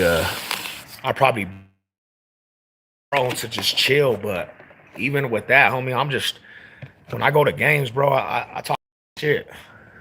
I'm always talking some shit to people, so and then I get, especially in that atmosphere, bro, I literally turn all the way up. So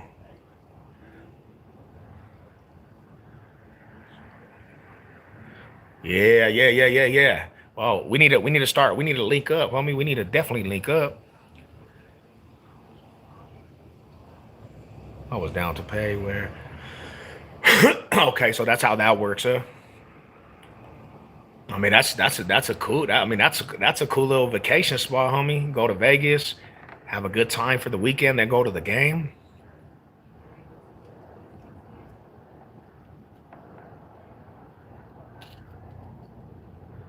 You can't beat that. You definitely can't beat that. Because regardless, homie, like Vegas is one of them spots you want to really go watch a game in, or you want to go turn up in Vegas. It's a good time out there always, you know?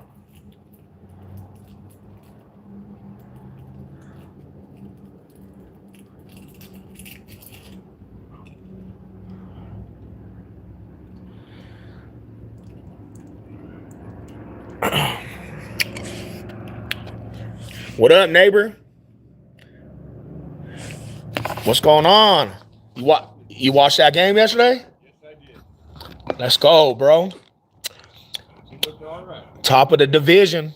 The division's ours, homie. Everything is rolling in the spot of the Broncos taking the whole AFC West. Yeah. I mean, we were psyched last year when they won 10 games. Hell yeah. They're already at 9. They showed me a lot yesterday, bro. They showed me they could compete with the best. In a really, it was kind of a must win for us too to show that we're really here. And Bo Nix just kind of just was like, "Hey, homie, I'm not fearing nobody." Well, not even just showing it, but they have to believe it. Yeah, they believe. When they won that game, they're like, oh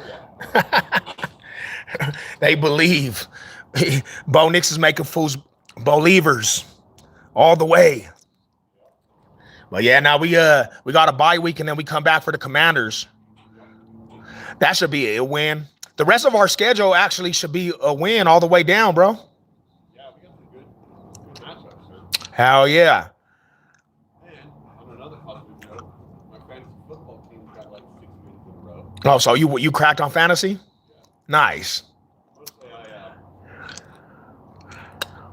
next to where I work, the restaurant. Yeah. I haven't played fantasy football in years. I don't know. And mostly, what people don't understand is you can change your name to any time. Yeah.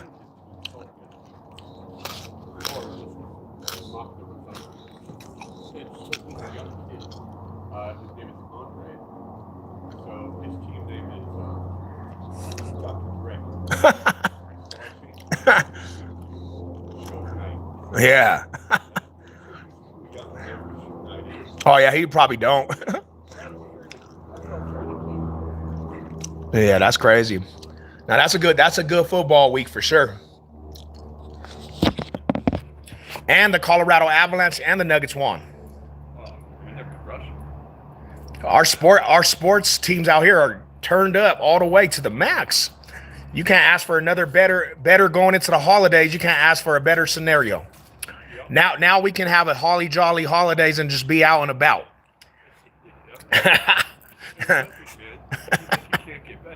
Yeah. Yeah. Oh yeah. Joker's on another level, bro. And they got him some help. They got another big body over there, bro. So he got help, homie. That's something he didn't have. He didn't have help. Joker didn't have help. There we go. Yeah. Yeah, I'm pretty excited, man. Colorado sports, let's go. Have a good day, brother. What you think, Monet, about that? Look at my pup, boy. Monet, Nene. You too embedded about the rabbits outside. My dog is like, let's go outside. Yeah, the Spurs is actually taking off too, man. They doing their thing too. They out here beasting out too. Yeah, the Nuggets actually look pretty decent, bro. They actually turned up. And I'm not even really a super Nuggets maniac, but you gotta love Colorado sports. I mean, being from out here, you gotta love Colorado sports. Loyal to the soil, because when it hits like, huh? You checked it? Huh? Oh, I thought you were tripping on me.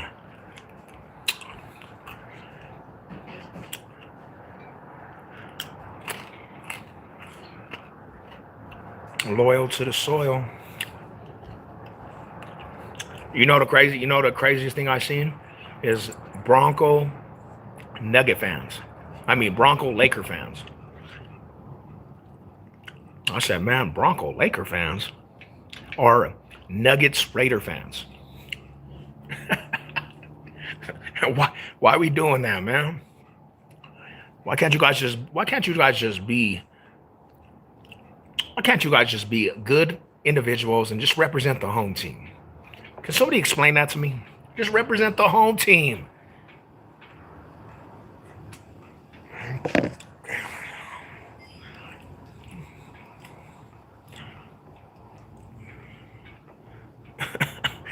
The homie said, bro, I can't do the Nuggets. I can't do the Nuggets. What? What do you mean? You mean that you don't want to do the Nuggets? What? You mean you don't want to represent the Nuggets? It's not that you can't do it. You don't want to? Heck yeah, I agree. Rangers, Spurs.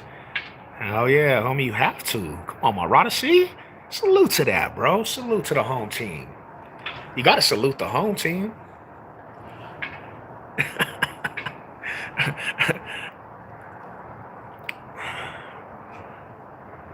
And I'm not saying nothing to the homies from out of city that are Bronco fans either, bro. Shout out to you guys though. You know what I'm saying? I'm talking more to Denver natives, bro. I'm talking more to Denver natives. Come on, Rada. Hey, 9-2. If that's what sucking means, give me it. If that's what it means to suck, being 9-2, hey, I'll take that all day. I'll take that all day. Raiders in the Queefer pack is hid. Hey, put one in the air for the homies. On the dead homies, put one in the air for the homies. Hey, it hits a little faster too, because we done beat the Chiefs and the Raiders in the last 3 weeks. I don't like the Raiders. I can't stand the Chiefs. I don't like the Chargers. I can't stand the Chiefs. I'm a Raider hater. Boy, you in the AFC. I'm going to visit Colorado one of those days. Want to see Coors Field. Hell yeah. You'll like it there, bro. Coors Field got a cool little, it's a cool little place to go watch a baseball game. And when opposing teams come out here, bro, that whole stadium is filled with other fans. I went to the Dodger game, bro, and there was more Dodger fans than Rocky fans. I said, bro.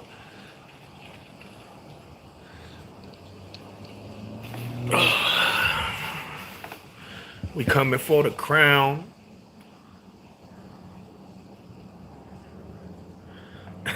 hey, hey, Jack Sparrow. Call it what you want. If the refs, after all this time for cheating for all these other teams, I guess if you want to call it the refs and this and that, call it what you want. I'll take it. You can't stop them wins, though. Give me the wins. If you call flags, bro, and that's what it is, because we done seen it so many years with other teams, and the Broncos got the bad calls in the last 5 years, 6 years, it is what it is. Cry about it. Cry about that shit. They literally try to give. That's how bad it was yesterday. They try to give the Chiefs the game yesterday, bro. The refs really try to give the Chiefs the game yesterday, and the Broncos just winning. The Broncos just win. That's what they do. That's what they do. Like, you can't, even when the refs try to be, the refs can't even beat us at this point. The Broncos are just winning, bro. They'll take on the refs too. Like, the refs are trying to make us lose games, and the Broncos are like, bro, we're not losing. We don't lose. All we do is win, win, win, no matter what. How does a kicking team get called for a block in the back? You must be naive. You can't hit from the back, bro. Like, how did the pass interference was ticky-tacky and get called a pass interference? How is the holding 10 times and Benito never called? You know how many times they held Benito, bro? This dude was literally grabbing this fool by the neck, no flag. How is the horse collar on Courtland Sutton not called? Literally, he grabbed his head, bro, and could have hurt him, but that wasn't called. So don't be a hypocrite. Let's be real. Let's be real. They were giving Chiefs flags, extending the play every third down, and still lost. And still lost. And still lost. But you don't want to deflect on what's up with the holding. What's your excuse on them not calling the flags on Bonito, though? They held that fool every play. Them fools will grab that fool by his neck. Why you ain't calling that out? See how hypocritical you are? You only argue what fights your narrative. Let's be real. What's up with that horse collar on Courtland Sutton? Why you ain't crying about that? Because it don't fit your narrative? I know you got to have a Manning jersey. Nah, Rada, I don't got to. Manning was never even a Bronco to me, my bro. Hey, I know Bronco fans are going to be mad at me. But Manny to me was a Reno, bro. Like, I appreciate that fool. Definitely do. But I didn't want Manny, homie. I really didn't even want Manny. I wanted Tim Tebow. To be real, I didn't want Manny. I hated Manny. I appreciate what he did, though. I appreciate what he did for the city. He's a little guy. That's why. Man, stop it. Now, see, that's what I'm saying, bro. You try to pick and tack what fits your narrative. That's how stupid your arguments are. A holding call is a holding call. They don't look how little the player is. Shut your ass up. Man, they never did that on Von Miller. Man, stop that shit, bro. You trying to really argue some shit, and you just sound like a big ass hypocrite. He was little. He's a little guy. Man, shut your dumb ass up. And he actually blocked me. Hey, 40, we almost to 50 sacks, bro. I don't care what you say. I don't care what you say. The Broncos are almost to 50 plus sacks. You can't stop this. There's nothing you could do. Hell nah. That's why we got Cooper, though. We got key players on that defensive line, bro. Eaton. You're trying to argue on one of the best lines in football, in this football's history, in this era, bro. We're about to shellac the 85 Bears with sacks. You can't argue that. The stats is telling you, like, you're not knowledgeable when it comes to this shit. You just saying like random shit. You just want to hear yourself speak. Yo, what up, Sad? What up, Bracken? We over here popping, bro. We sipping juice to the haters today, man. Victory Monday, bro. Go Broncos. Go Broncos. When they actually choose to block Benito. That sounds like somebody that just didn't like Benito. You sound like you were already biased against Benito.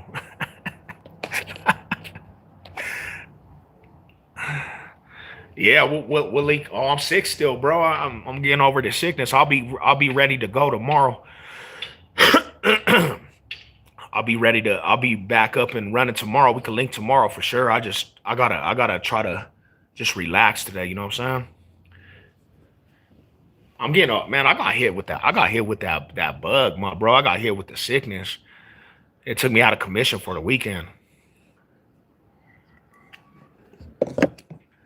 And I'm better to get my voice back too, but I just don't have a lot of energy right now.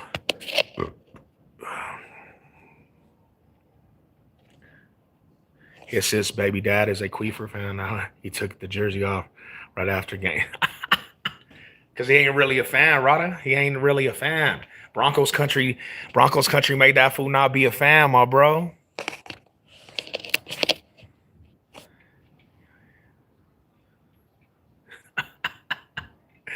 Hey, Broncos country so cold this year, bro. They so above the rest and looking at everybody as peasants that they got fools literally going under rocks and going ghosts. Like they don't even come out. These fools is hiding so much. They're so scared of this Broncos team. Like, bro, these fools will hide. Like they're running in fear from this Broncos defense so much. Them fools be hiding, bro. How do you hide? How does the Broncos just kind of just break your whole spirit where you can't even come out? You can't even come out and show who you really are, but a coward, bro. And then you got people taking off their jerseys in mid-game. The Broncos is that much of a higher level than a lot of people, bro. They're fearing the horsepower, bro. Look at that shit. You better fear it. You better fear that shit. Don't run. You can't run from it. See that Bronco right there? You can't run from that shit. You gotta face it. You gotta take it slow, bro. Victimizing. When that Broncos defense hits that field and Bonito hits that field, you know you getting victimized. That shit coming after you full force, bro. You can't stop that shit. It's inevitable. Broncos defense got so many sacks, bro. It's not even funny at this moment. Like that's just it's not even funny at this moment. Like we're about to literally surpass the 85 Bears with sack total. Damn. Ooh. And they try to say my boy Benito was not gonna do that. He out here slapping fools up. I got a Bronco beanie and the 2013 Peyton Manning stuff, Danny. Yeah. You have show me that.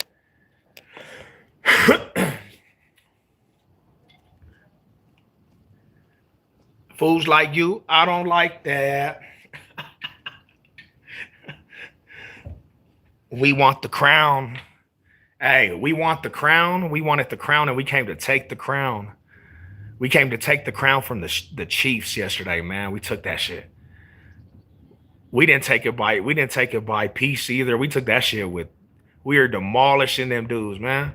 We came out swinging on all cylinders.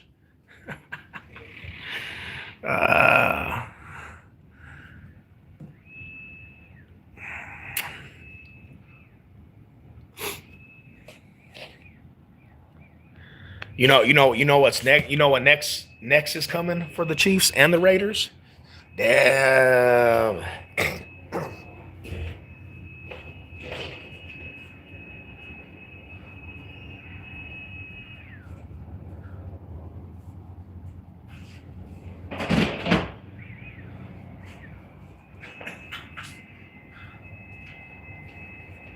See this right here? See this right here? We coming for the sweep. Raiders 2 weeks from now, bro. You getting swept. Chiefs, you getting swept. Chargers, nobody care about you guys. You ain't even that important. The Chargers ain't even that important. They choked their importancy in the middle of the season. They haven't beat the Broncos since 1995. Yeah, Dallas Cowboys didn't. Uh,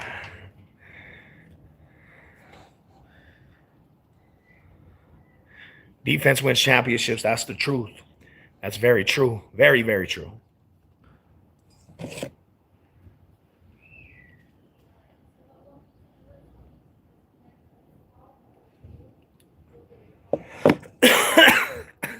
The Chargers is booty cheeks. Them motherfuckers got slapped up by the Jags, bro. They so terrible. How the fuck you? How does the Chargers win against the Broncos and then say Super Bowl, homie, and they just fall off the face of the earth?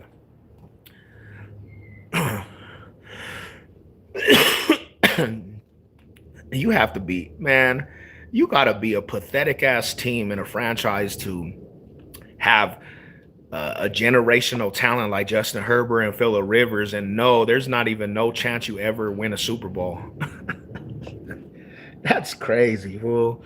How you gonna have Hall of Fame stats and caliber of Hall of Famers, bro, at your quarterback, and you ain't never even gonna sniff a Super Bowl? That means you're never even gonna get to a Super Bowl. The Super Bowl has become a far-fetched because it's like, bro, that's a part of the Chargers DNA. Y'all won the first 3 games, bro, against division opponents, and then you foul off, and now you don't even have a chance to win the division. At this point, the Chiefs got a better chance to win the division than the Chargers. Nobody is looking at the Chargers at this point as any type of threat. Them motherfuckers done foul off the face of the earth, bro, having Justin Herbert. They is some booty. That's a booty-ass franchise, bro. The Chargers have become just irrelevant again, fool.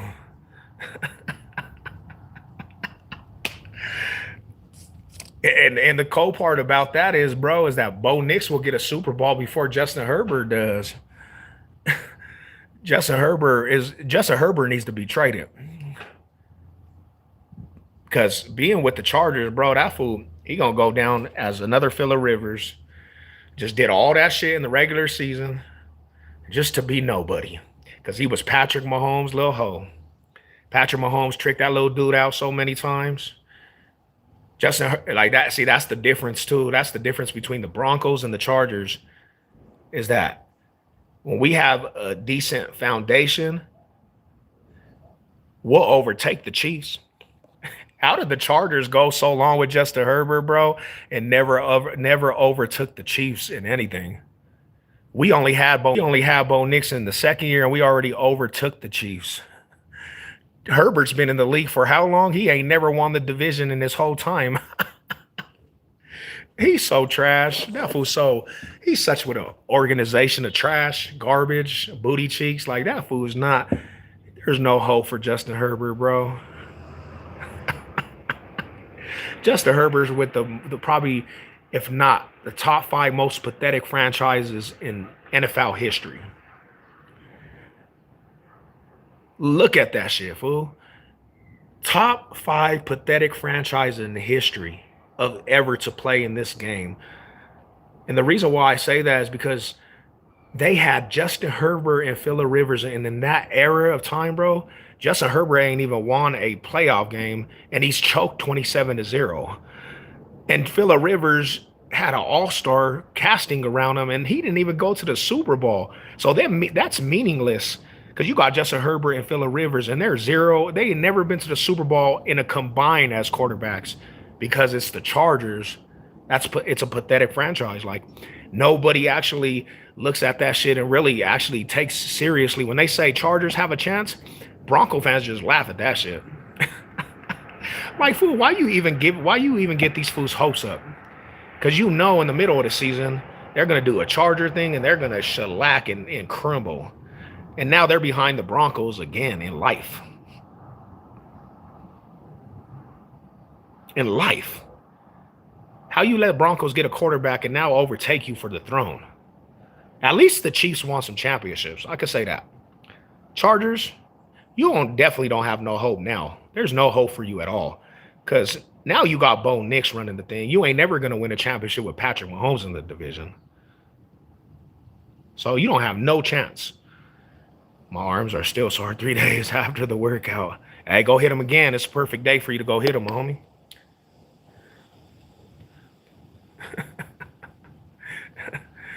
Chargers not irrelevant because they go sweet. Chargers like they're like one of them franchises that just are an example. They were just put in the NFL to just lose for you could have them there. They're just like a waste of space. Chargers is a waste of space, bro. They're a waste of space franchise. Like they're just an example of what it is to fail. You got franchises like that, bro. You got the Browns, waste of space. You got the Chargers, waste of space. All these teams that never won a championship, they're all a waste of space. And the Bills is a waste of space. They are, bro. If the Bills don't win a championship with Patrick Mahomes not being in the playoffs, and somehow the Bills don't win a championship this year, bro, there's no hope for that team ever. No hope, bro. You don't even have the kryptonite of the Bills in the playoffs now. So there's no excuse for the Bills.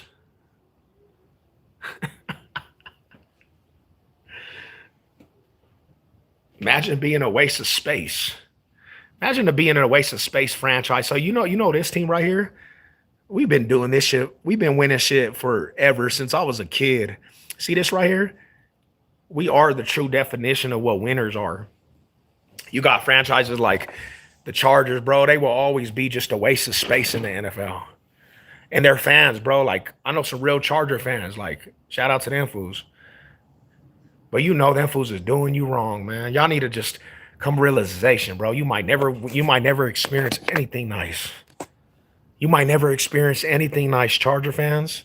You're just gonna be at the bottom of the barrel choking everything away. You talk about choking, bro. That's the number one organization to choke. 27-0, and you choke it away.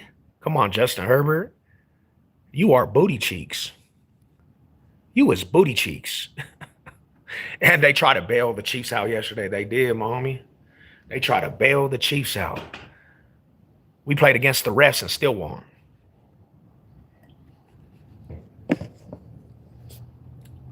We had to play the refs and still won, Marado.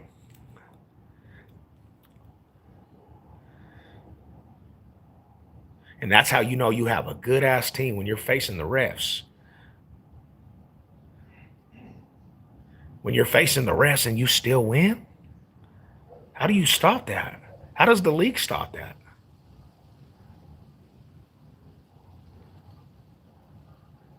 They was trying to give them damn Chiefs the game, bro. That's such a despicable thing, bro. The league is despicable. The league is despicable, bro. They try to give the Chiefs the game, homie. The Broncos had to outshine the refs.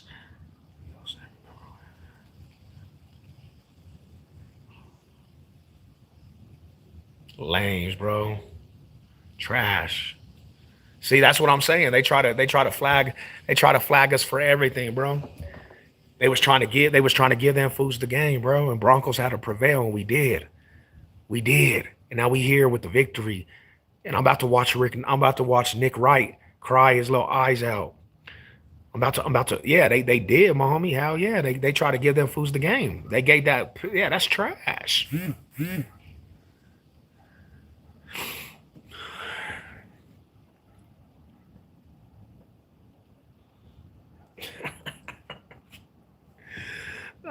Thanks to Will Lutz for the winning field goal.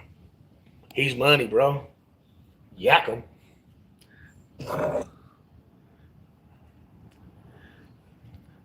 Salute, man. Salute. It feels good though, man. It feels good waking up today. I had to come say what's up with the good people. I had to see how Broncos country's feeling.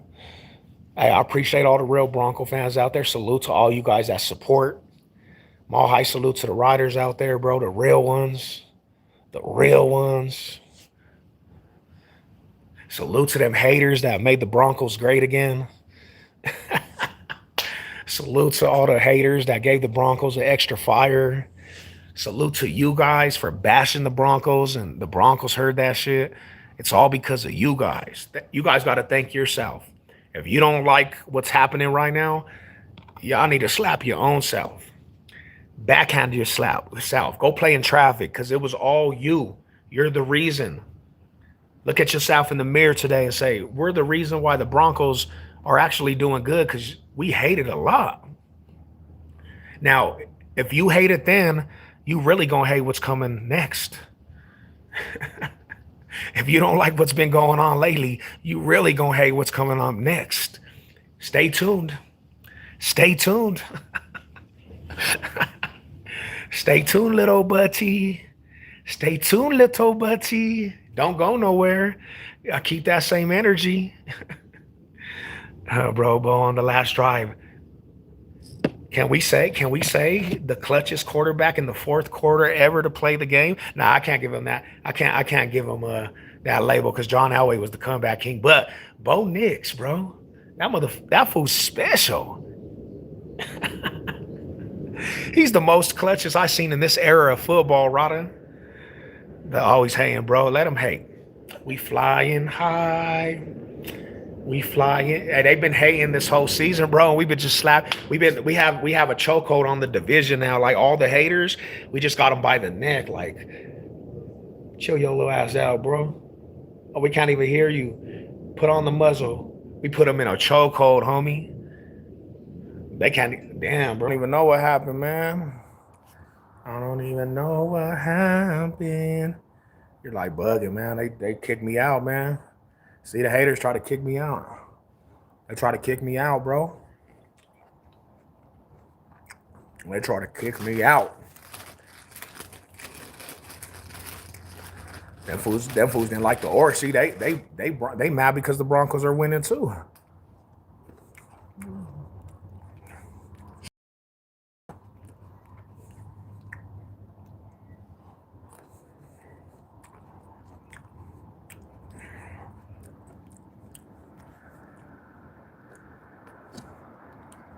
You serious?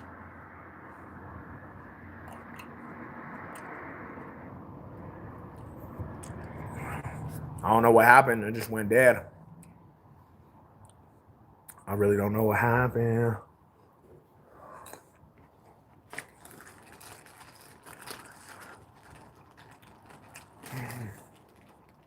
Yeah. They ain't gonna talk about the Eagles winning close games either because they're just haters, bro.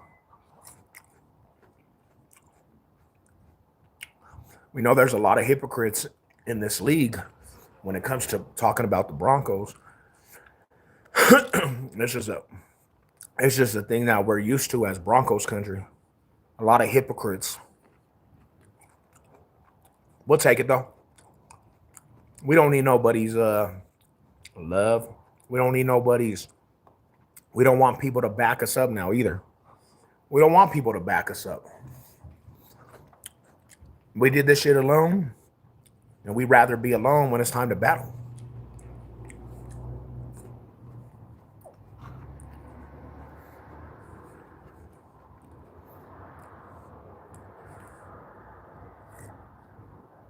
Seems like we do better when we're the underdog anyways.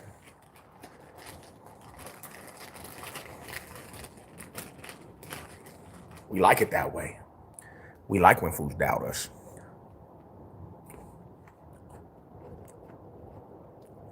Hey, Shy, you still there? Big Shy, you still there? Let me know.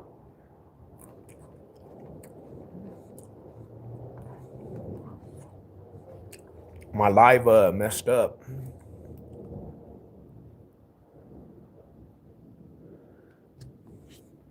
I don't know what happened to my live. It went dead.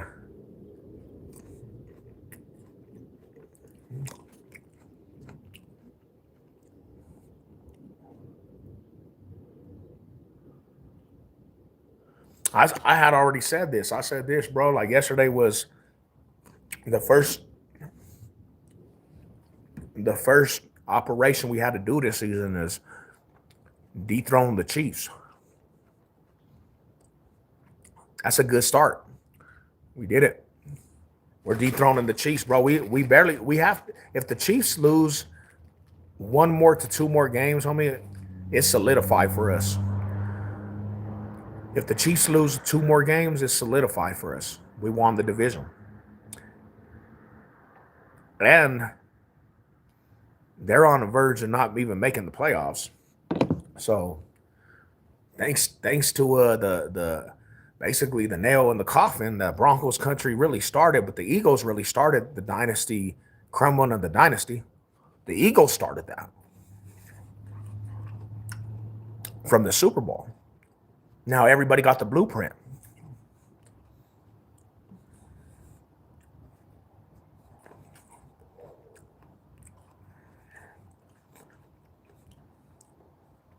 And then I had seen some shit on YouTube where some fool was crying, bro. He was crying. He said, "I want the Chiefs in the playoffs because it's just not normal."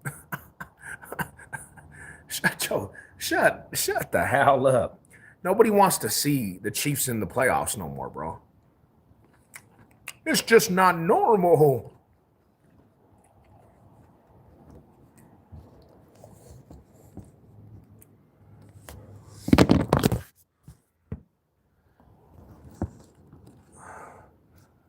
It's not normal. He was crying, bro. He was crying on the behalf of the Chiefs.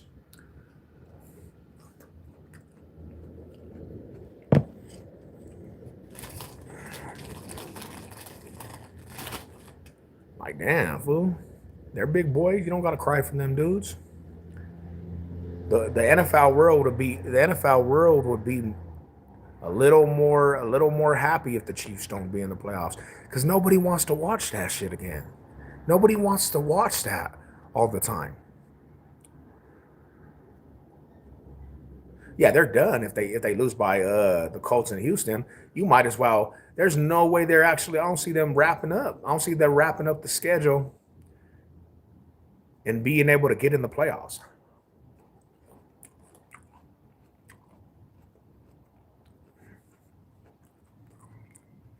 And I almost promise you, you take a survey and say who out of 100 people, who wants to see the Chiefs be in the playoffs.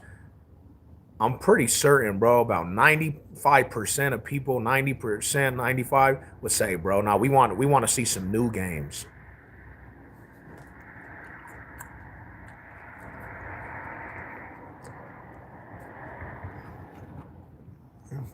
We want to see some new games.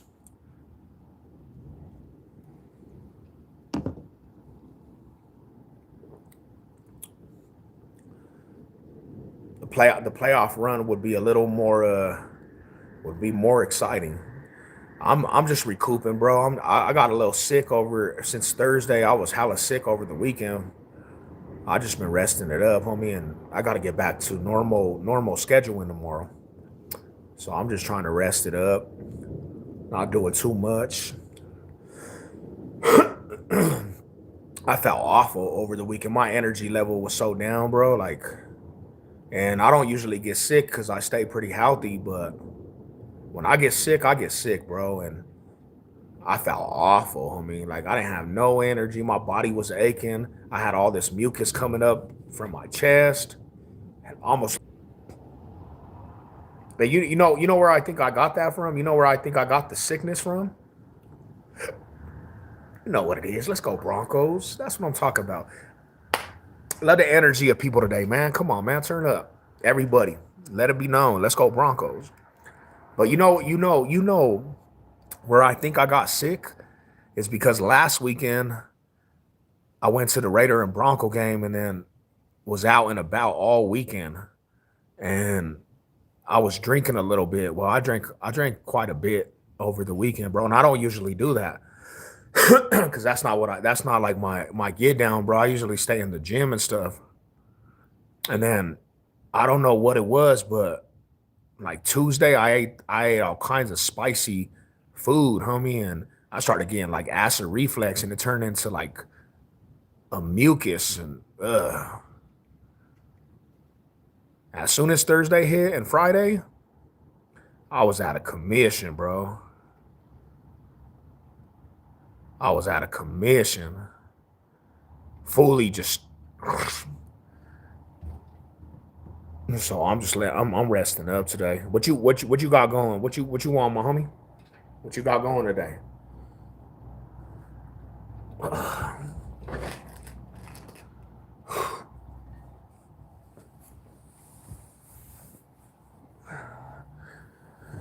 Whew.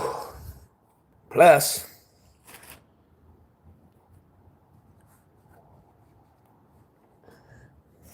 I gotta start getting ready to get back to work here soon in a couple weeks. I gotta start looking for some new work. Get back to the work site.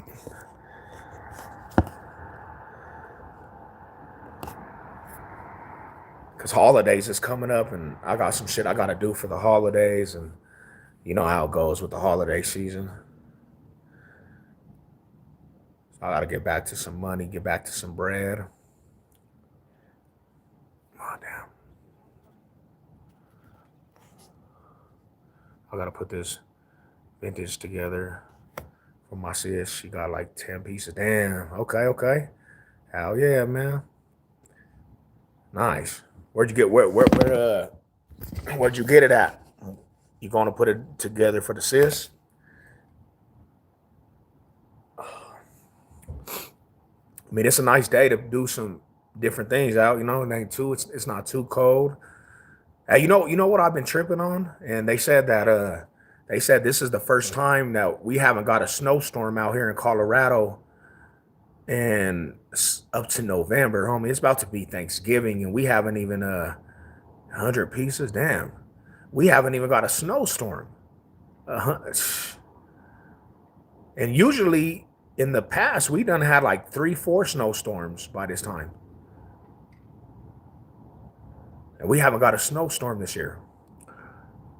I think we're coming to what up? Yeah, I lost reception, fool. I lost reception, my brother. I think we're coming to a time frame, bro, where we're not even gonna get snow out here in Colorado no more, man.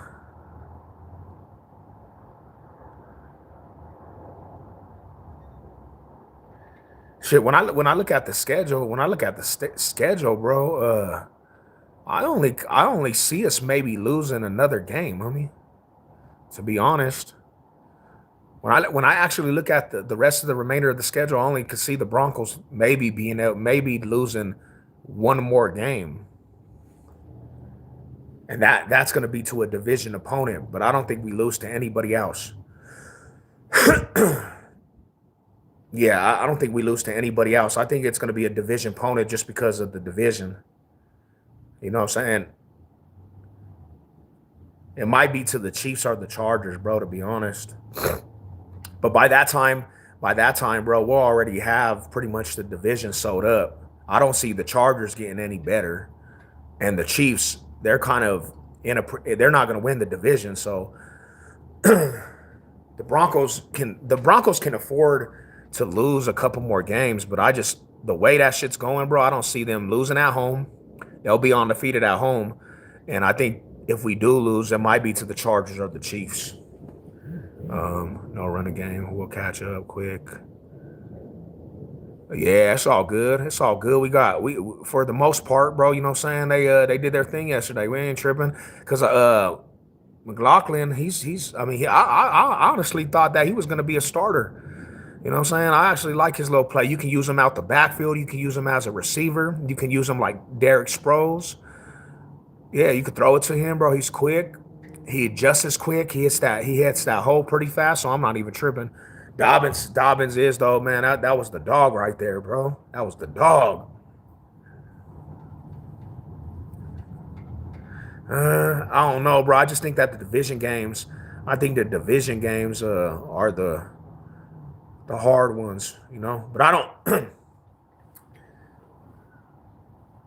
don't really even fear the Jags either, bro. Like, especially with our defense, we don't see them a lot. They're not gonna even know what's gonna hit them, homie. Now, the only reason why I say division because they just kind of play us all the time. They know what to expect, you know.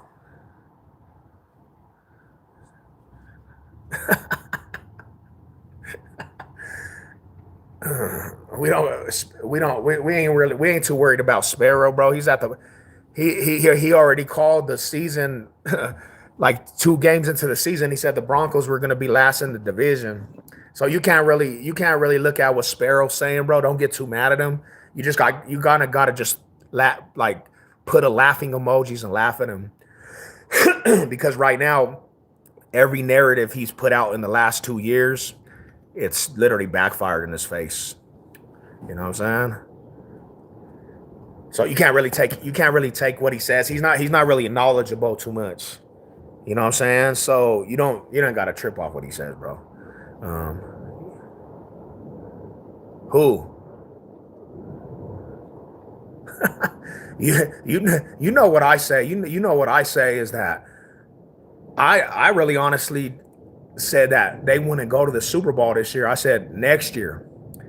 They succeeded every expectation of me. As long as we eclipsed the Chiefs, I was actually happy, bro. So I'm already on cloud nine. It doesn't matter what happens the rest of the season. Everything else is topping on the cake. Because the Chiefs, as long as the Chiefs didn't go, it gave us time to build. So I'm not tripping, bro. I don't even care. I wouldn't care if the Broncos actually went to the playoffs and they competed and lost, right? I wouldn't care. Now, if they go on, that's a beautiful thing. But it's not, like my main goal was to fight for the division this year and show us that Bo Nix can play in big games. That's all. I could care less about anything else. I don't care if we go one and done, right? I don't, which I don't see us because our defense is tremendously good. But if they did, it's already success, bro. The narrative has been broke by everybody. I said give Bo Nix 3 years. Now we're talking about Super Bowls. You get him some weapons, some more weapons, bro. With this defense, it's over. The future is going through the Broncos. You can't stop that shit. So this season is his sophomore, homie. Like this is a sophomore season. He has a sophomore slump and he's still 9-2. You can't make this shit up. He literally is a sophomore slump, and he's still 9-2. Usually, sophomore slumps, their teams are out of the picture already. We have a sophomore slump, and our defense is so good. They got Bo Nix 9-2 running the division. So I really don't care at this point. What they've been telling me the last 2 years has just been slapping them in the face. And now all the haters have to realize that Bo Nix ain't scared of Patrick Mahomes. What it Half Dead? How you doing, buddy? Shout out to the homie Half Dead. Mount High salute. When we drafted Bo, I told my wife we founded our quarterback. That's what I'm talking about, Rada. I'm the one that said that too. Whoever had that mindset was like, yes, homie, we know what we talking about. Now we got Bo Nix, and Bo Nix is on top of the conference, the division, the NFL, fighting for the #1 seed. So the best, okay, and let me put this in this perspective too. Because I know the haters, when you start spitting facts, they kind of leave the chat and then they come back in to say something. But I'm gonna say it like this. In that conversation, what I'm saying, I'm already good. I'm already good on cloud nine. The Broncos already succeeded expectations. I don't care what really happens from here on out for the season. I'm just happy the Chiefs are done. I'm happy to know that Chiefs Kingdom, every fool in Kansas City woke up depressed. Nick Wright, he on here about to smoke some fentanyl. He doing a relapse off of the days he was getting high. I'll tell you this. We get home field advantage, though. That's a different story. If the Broncos somehow get #1 seed, bro, you mean you got to come to Mile High where we're undefeated? You can't. There's a big chance you can go to the Super Bowl. Ain't nobody coming out here to Denver and winning comfortable. You're going to have a war on your hands with this Broncos team in our stadium. This is the Mile High Magic. We don't lose in Denver. So for the haters, they better hope Broncos don't somehow get #1 seed, homie. You better hope. Because with the #1 seed, home field advantage through the playoffs, in this defense, You might see the Broncos in the Super Bowl. You might. The best bet for haters that don't like the Broncos to not be in the Super Bowl is make us travel. All right? I'll give it that. Make us travel. But you ain't coming out here and thinking you're going to get a comfortable win. if we ain't showing you with the Giants game, 30 plus points in the fourth quarter and 19 unanswered, when we're down by 19 points and Bo Nix somehow mile high magic in that fourth, there's no lead that's comfortable and guaranteed when you play this Broncos defense. Shout out to the homies, man. Shout out to the riders right there. He's in his sophomore slump and will adjust. Hell yeah. Yeah, you don't stay in your sophomore slump for that long, bro. What, the second year, the third year? He'll be so comfortable. He'll play under a storm. He went through a storm this year. A lot of criticism, bro. A lot of people crucified him, but didn't crucify CJ Stroud. See what I'm talking about? How hypocritical? They still say CJ Stroud was going to be good, and they still were sucking this fool up. Dak Prescott, all these fools, bro. If you look at John Elway, his sophomore slump was terrible. His first 2 years was terrible. Peyton Manning. But when it came to Bo Nix, all they do is try to crucify my dog, homie. All they do is been trying to put that fool and crucify him and try to slander his name. But you know what? He got the homies behind him because he's not doing this alone. He's not doing it alone. He got the team behind him. The team believes in him. And that's a scary formula too. When you got homies behind you fighting for you, it's not just you fighting. This fool's liked by his team. People love that fool Bo Nix. So he don't have to do it all by himself. Because the team is going to do everything to try to. You see how personal the Broncos team takes it when there's people slandering Bo Nix. They're always saying that's my quarterback. Bo Nix got that it factor. So that's what it is. Last night we was definitely more comfortable. Hell yeah, that was. I mean, I didn't feel there was no fear in me last night, bro. I knew I was just feeling it. Like, bro, we going hand to hand with Patrick Mahomes. They didn't even give us a chance in this game, bro. So you can't tell us nothing. You can't tell us nothing. Nobody can tell us nothing, homie. Until proven otherwise, don't talk to me. Don't talk to me. The haters, you can't talk to Savage Sav. You ain't even on that level. I'm looking down on you fools like, are them fools still talking? They didn't learn by now? They didn't learn by now. Don't poke the bear. Don't poke the bear. I swear, y'all some squares. It's a wrap if we get number 1 seed. We back, hey, my dog, Productions. We back to that type of talk. Getting number 1 seed. See how fast this shit switched? They can't stop this shit either, bro. We went a whole 10 years of being bottom of the barrel. We had 5 wins in like multiple seasons. In a matter of 2 years, bro, the Broncos are a number 1 seed, about to be number 1 seed. And we got franchises out there still trying to climb themselves out of a hole. And and fools are really trying to talk to Broncos country like that means something to us. We know where we come from, bro. And we know what we had. What it hit? Oh, they crying big mouth jocks. They don't even know what hit them this morning, bro. They don't even know what hit them this morning. They woke up, failed, bro. They're almost out of playoff contention, man. Bro, we went through hell after our Super Bowl. Not no joke. Not no joke. And how and the crazy part about it is, bro, people wouldn't like this is why now you gave Savage Sav a voice. I'm not gonna shut up. People are gonna be so irritated. When we were down, homie, people just focused in on the Broncos and literally just walked on our grave. Everybody clowned us. Every single media outlet, every single hater, every single rival fan, the trolls, even our own fans. And we took this shit. And if you're a fan like me, you took this shit and still got up with pride, right?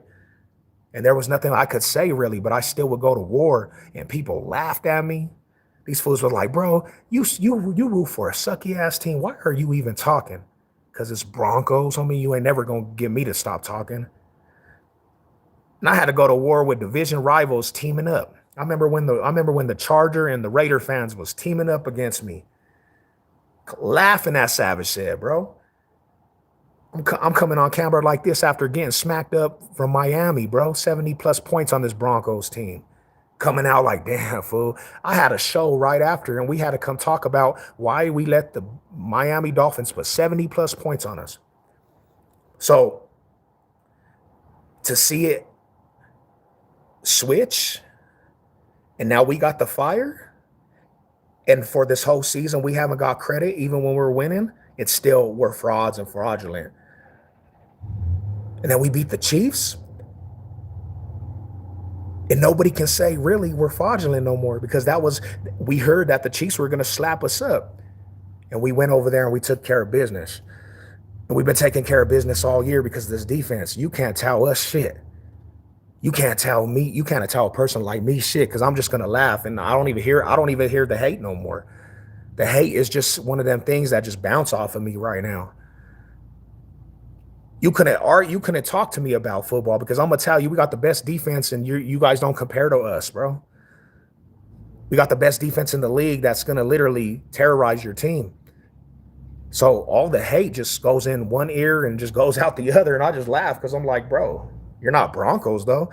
When I look at these fools talking about these teams on the NFL now, I'm like, bro, get to a real team. Can we talk about the Broncos? I don't want to hear about the Cowboys, and I don't want to hear about the Chargers and this overhyped shit that they do. Can we talk about a real team? Talk about almighty Broncos country, how Bo Nix is making everybody look stupid. Let's talk about real issues in the football season. When I start hearing them talk about Lamar Jackson might be in the playoffs, like, bro, nobody cares. They're not the Broncos. Nobody wants to talk about a loser. Bro, my friends and family talk so much. Yeah, bro, that's what I'm saying, homie. And they can't now. They can now, my Rider Homie Productions. They can now because you on top. So cheers to the homie right there. Quiet with nothing to say. But don't be quiet. Don't be quiet. I just urge you to tell them fools. Send them text messages. Good morning, Broncos. Good morning, 9-2. What's your team doing, buddy? Nothing. Hey, what's up, Jordan? Maul High salutes. Maul High salute. That's a real one right there, bro. See, I like his get down, homie. Jordan, you always got my respect, even though you're a Chief fan, bro.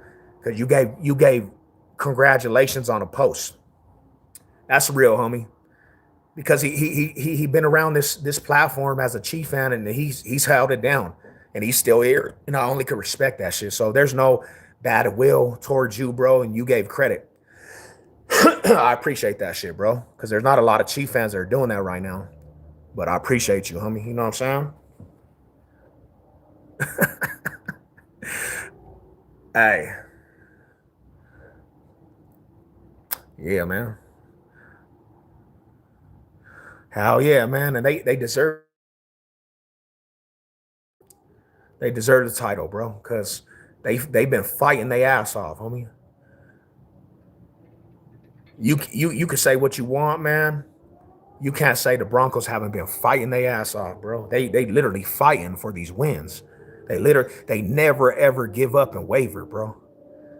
If you want to hate and all that shit, go ahead, hate. But you can never say the Broncos waver even when we're down. You can never say they think that the Broncos, that they think they're gonna lose even when we're down. So that's what I respect. Fight. I respect that shit. Don't waver and tuck your tail and let these fools victimize you, because that's what they did since Peyton Manning. A lot of times, bro, they would let teams victimize them.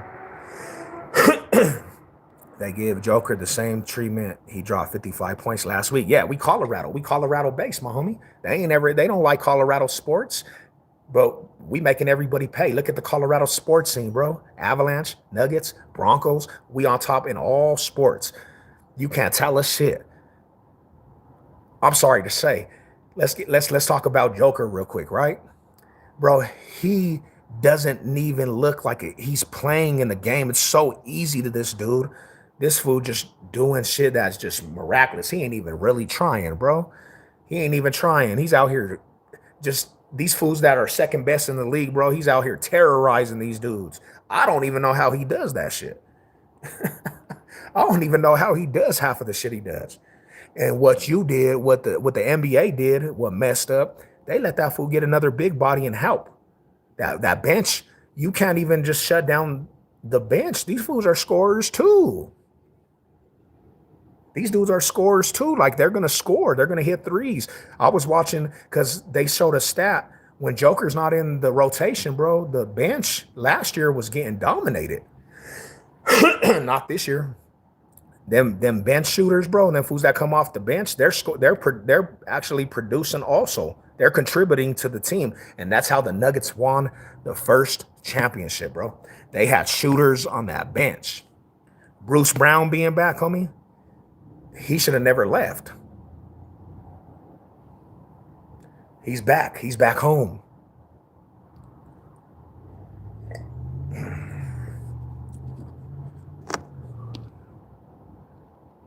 Yeah. She does. She does. She's a rider, though. It's such a good time. It's such a good time to be Colorado sports. Even our hockey team, man, Avalanche, bro, they're beasting out. They're the number one in the division. They're the number one in the conference, bro. They're running the table. Six goals a game, homie. These fools they're just literally smothering whoever they play.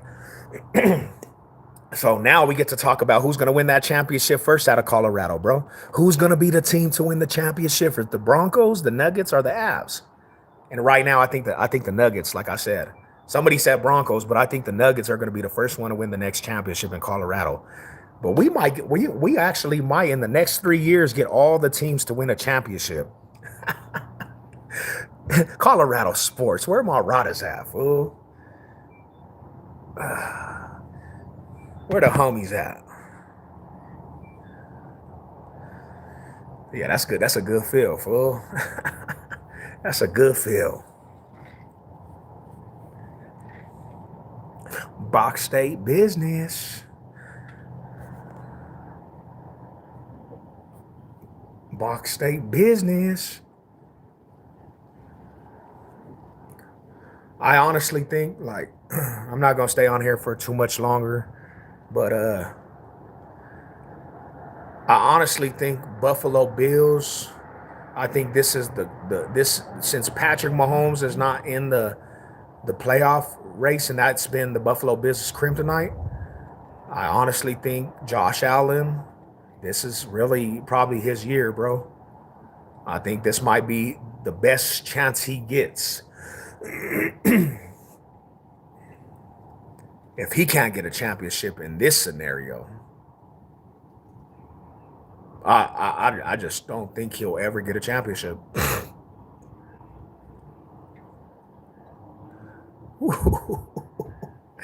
A championship this year, all the teams, bro. This city would go crazy, bro. Imagine all the teams getting a championship in one setting. You go Super Bowl, NBA title, and then the NHL Stanley Cup. Damn.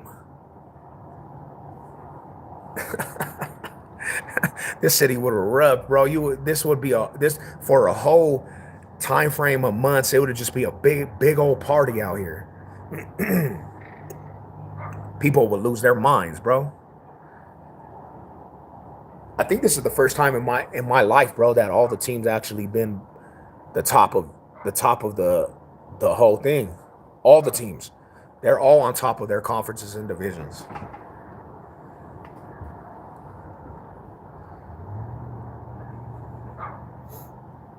They're all on top. That would be lovely. Hey, shout out to my Hawaiian homies, bro. Hey, take Bronco. You know what? I'm blessing you, homie. Shout out from a Denver native to the Hawaiian homies, man. Make a whole, like, what you should do, make a whole chapter out there. Get all the youngins, bro, and make a whole chapter of Colorado sports in Hawaii. Just build, homie. Build.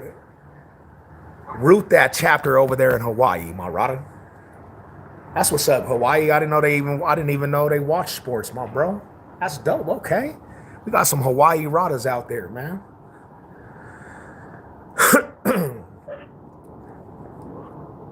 And that's why they say Broncos country's not just a region. We everywhere. We everywhere. Hey, is it cool out there in Hawaii, bro? Is it pretty dope? I hear that it's a beautiful. I hear it's so beautiful out there, homie. I want to actually go visit that one day, man. I want to go visit Hawaii. What part of Hawaii you from? Honolulu or something?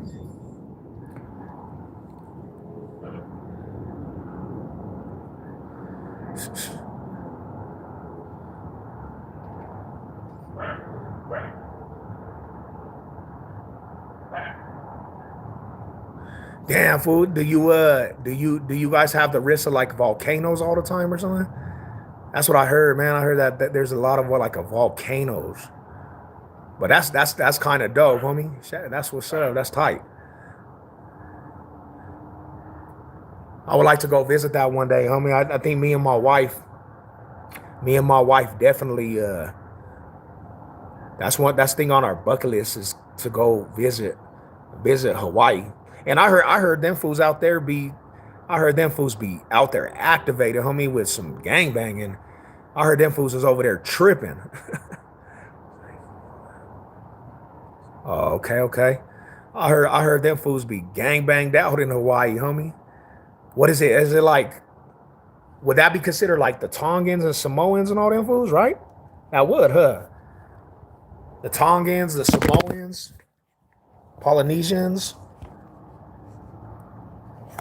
Okay. That's pretty dope, homie. Yeah, that's what's up. Yeah. Yeah, bro. That's what we are. That's what we do here, bro. That's what I heard. Hey, I'll give credit. I got a lot of love for your people, bro. Cause like nowadays in the United States, homie, it's not like they chunk them no more, homie. They don't be fighting no more, bro. Fools be scared out here. They don't fight. Like when I grew up, everybody fought. But I know them Samoan boys. I know all them fools be fighting, homie.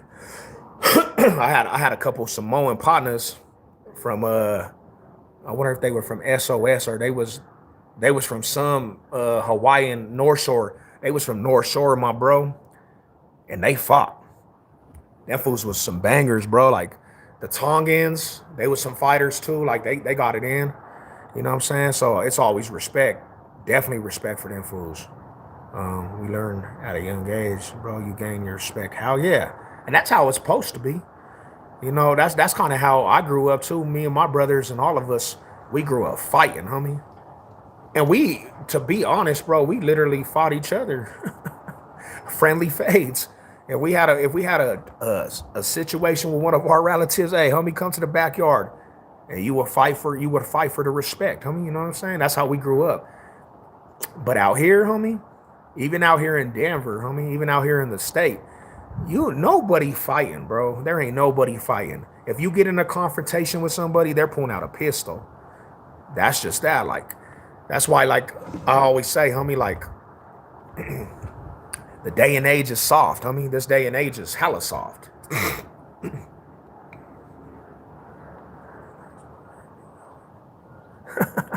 Hell yeah, homie, come to the backyard, fool.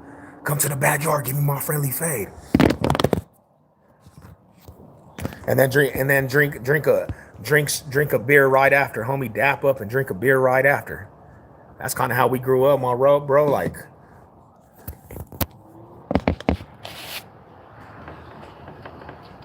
and for me, I had to start being a little more careful because I had a tendency to like just trip with a lot of people, bro. Like run up on fools, punch on fools. And there was so many times, bro, fools that just pull out the pistol right away. Like, damn, fool, none of you fools even fade, homie. All you fools do, all you dudes do is pull out pistols. You pulling out pistols for the dumbest little smallest things, bro. Like, and probably there's a good chance you probably just showing the pistol to try to scare somebody. But if you do end up popping somebody, your ass ain't really even a killer, and you gonna go catch a case for just trying to prove something that you're not. Weirdo. You wouldn't even know what to do if you kill somebody. Because you ain't no killer. You really ain't no killer, but you had to live up to that persona that you was some type of gangster. And you to be the first one to tell on somebody, you know? Like, come on, brother.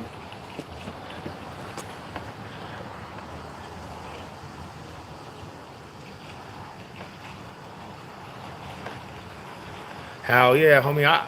I mean, humble is like the way better situation to go, bro. And if you've been through a lot of shit, bro, you've been through like a lot of hecticness in your life. Like when you get older, you really just don't want to be all hectic out there, fool. What's the point? Learn to live and be prosperous. Like a lot of fools are dying early, bro, and it's like you could have prevented that shit if you didn't want to just be out here acting like you something. And to the homies that are something too, like I mean, you have to get to a part of life where you're just like, bro, I want to live peaceful and see my grandkids and my family grow, homie, and the kids.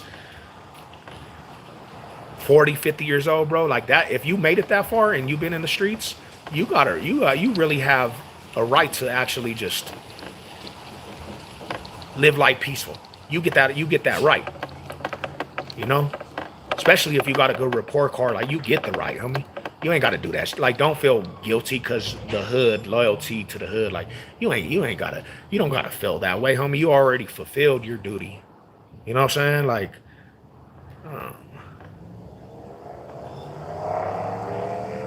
dying behind some bullshit, man.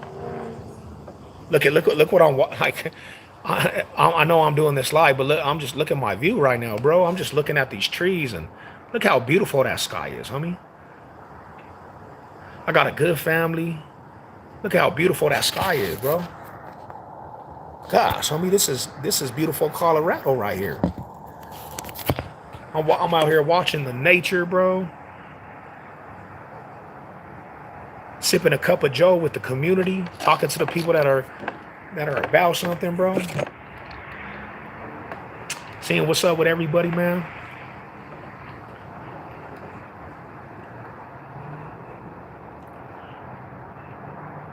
And I think honestly, bro, I to be real with you, mommy, I think I get that.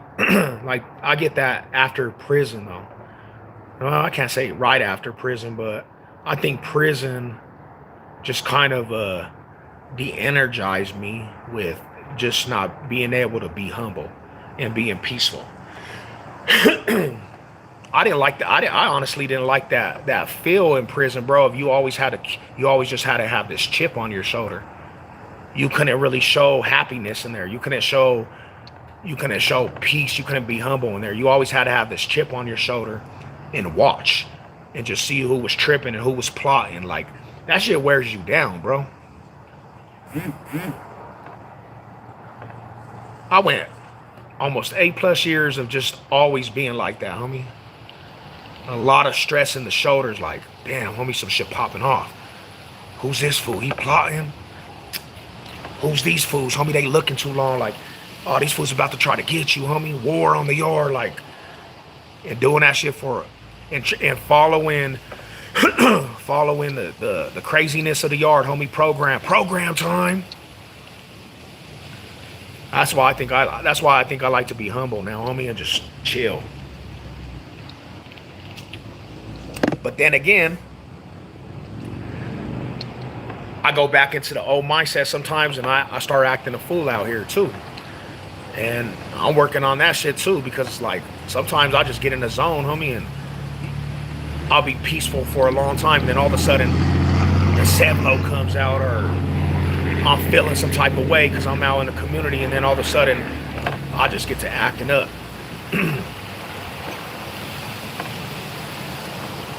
And that's not even me no more. That's just not even me no more, homie. You know how I know it's not me? It's because after that shit happens, I don't feel like I used to. After that shit happens, I used to get an adrenaline rush. I don't know if you guys can relate, but I used to get an adrenaline rush, like, homie. I used to love that shit. But now I'm like, bro, what did I just, like, this is how I know I'm maturing. Like, what the hell did I just do? What was I doing? Rethinking the whole priority. Like, you over here crashing out. You over here acting up. That's how I know. That's how I know God's worked on me and the maturity has come, because I don't feel the same no more. Savage said, be thinking like, damn, bro, that was uncalled for.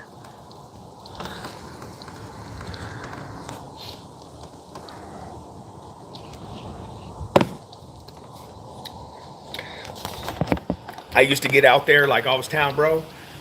See some fool, see that he look gang related, get to fading with this fool, bing, bing, bing, bing, get at him, and then I'll go celebrate like, just knock this fool. Now I'm like, bro, what was the cause of that? What's up? What up, Sports Critic? What you over there, man? Sports Critic, what area are you in, bro? What, you live in New York? Is that where you from originally? New York?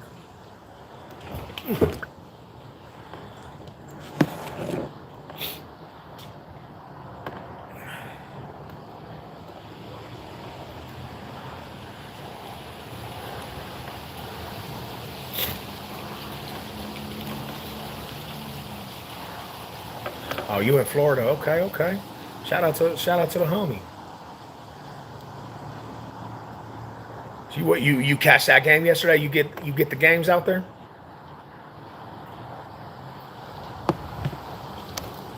Oh yeah, man. Running the division, running the whole league. Let's go. I grew up in NYC. Laugh out loud. Hell yeah, bro. New York, New York, New York. Yeah, I watched the game. That shit was crazy. Wow, if you come out here, you know what I'm saying? Like I told the other homies, man, we're going to have to link up for sure. That shit was in a super intense atmosphere at the stadium too, man. I had a couple people at that game, and they said that shit had the whole area rocking, homie. They was over there rocking. They will.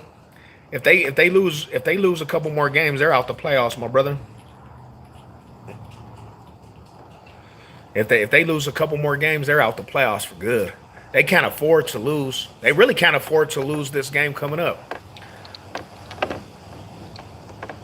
Yep. You'll have a good time out here, man. I know this city and state like the back of my hand.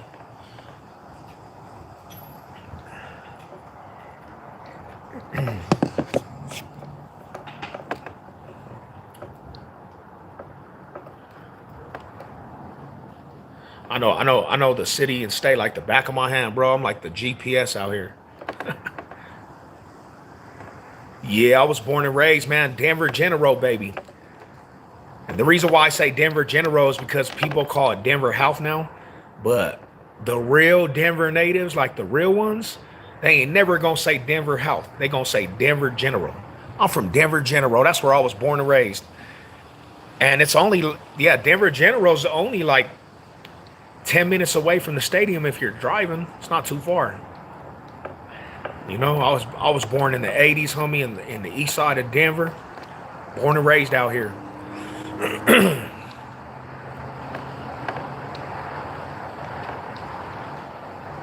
But I've been all around the city though. Lived in every part of this city and beyond, like the suburbs, all of it, homie.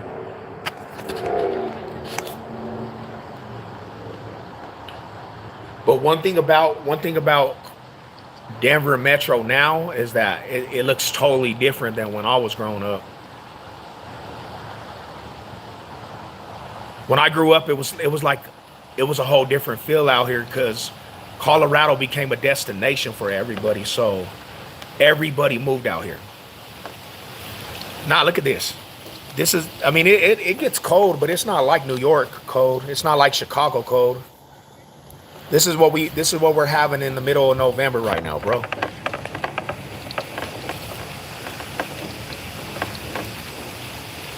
It used to be blizzards out here, bro. It used to be like blizzards. So we used to have blizzards all the way through November to like January. Well, February, really. It would be snow, homie. We'd have a snowstorm every week.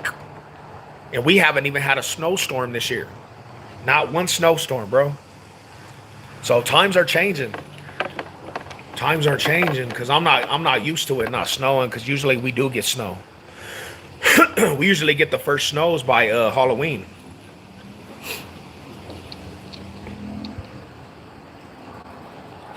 So I don't know what that's all about, but if we don't get a snowstorm by Thanksgiving, bro, I'm gonna start thinking it's weird. I'm gonna start thinking it's weird if we don't get a snowstorm by Thanksgiving, because that would be hella interesting, bro. Like, damn, bro, Colorado didn't get a snowstorm. I moved to Florida 2 years ago because I like going to Orlando. Okay. Damn. So how did you come across YouTube? Like, when did you start coming on YouTube?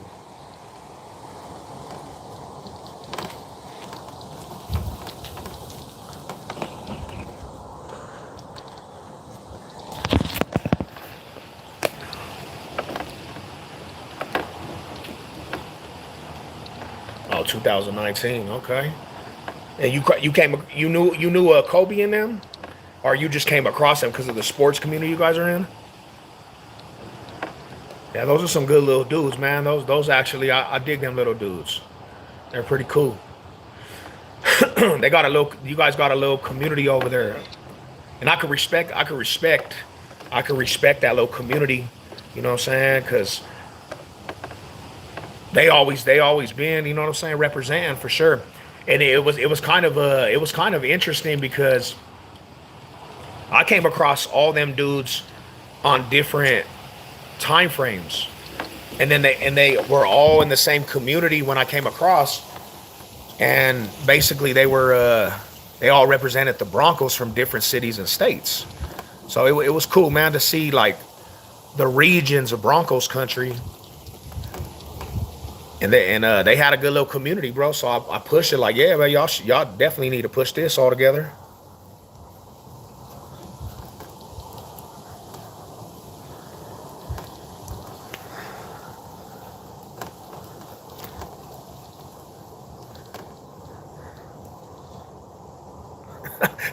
They came across my channel a couple times, and they're like, this fool be going crazy, like super crazy.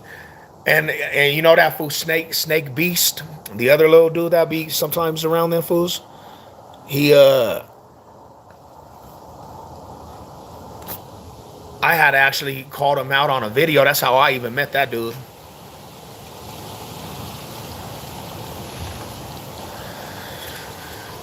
But yeah, man. Yeah, I know Snake Beast, but yeah, it's been MIA.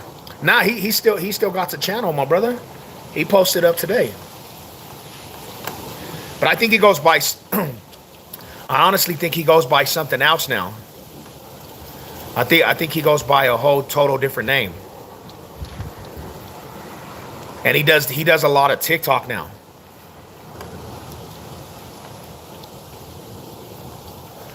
So, yeah, he's a good dude, man. I actually, he's a pretty good dude though.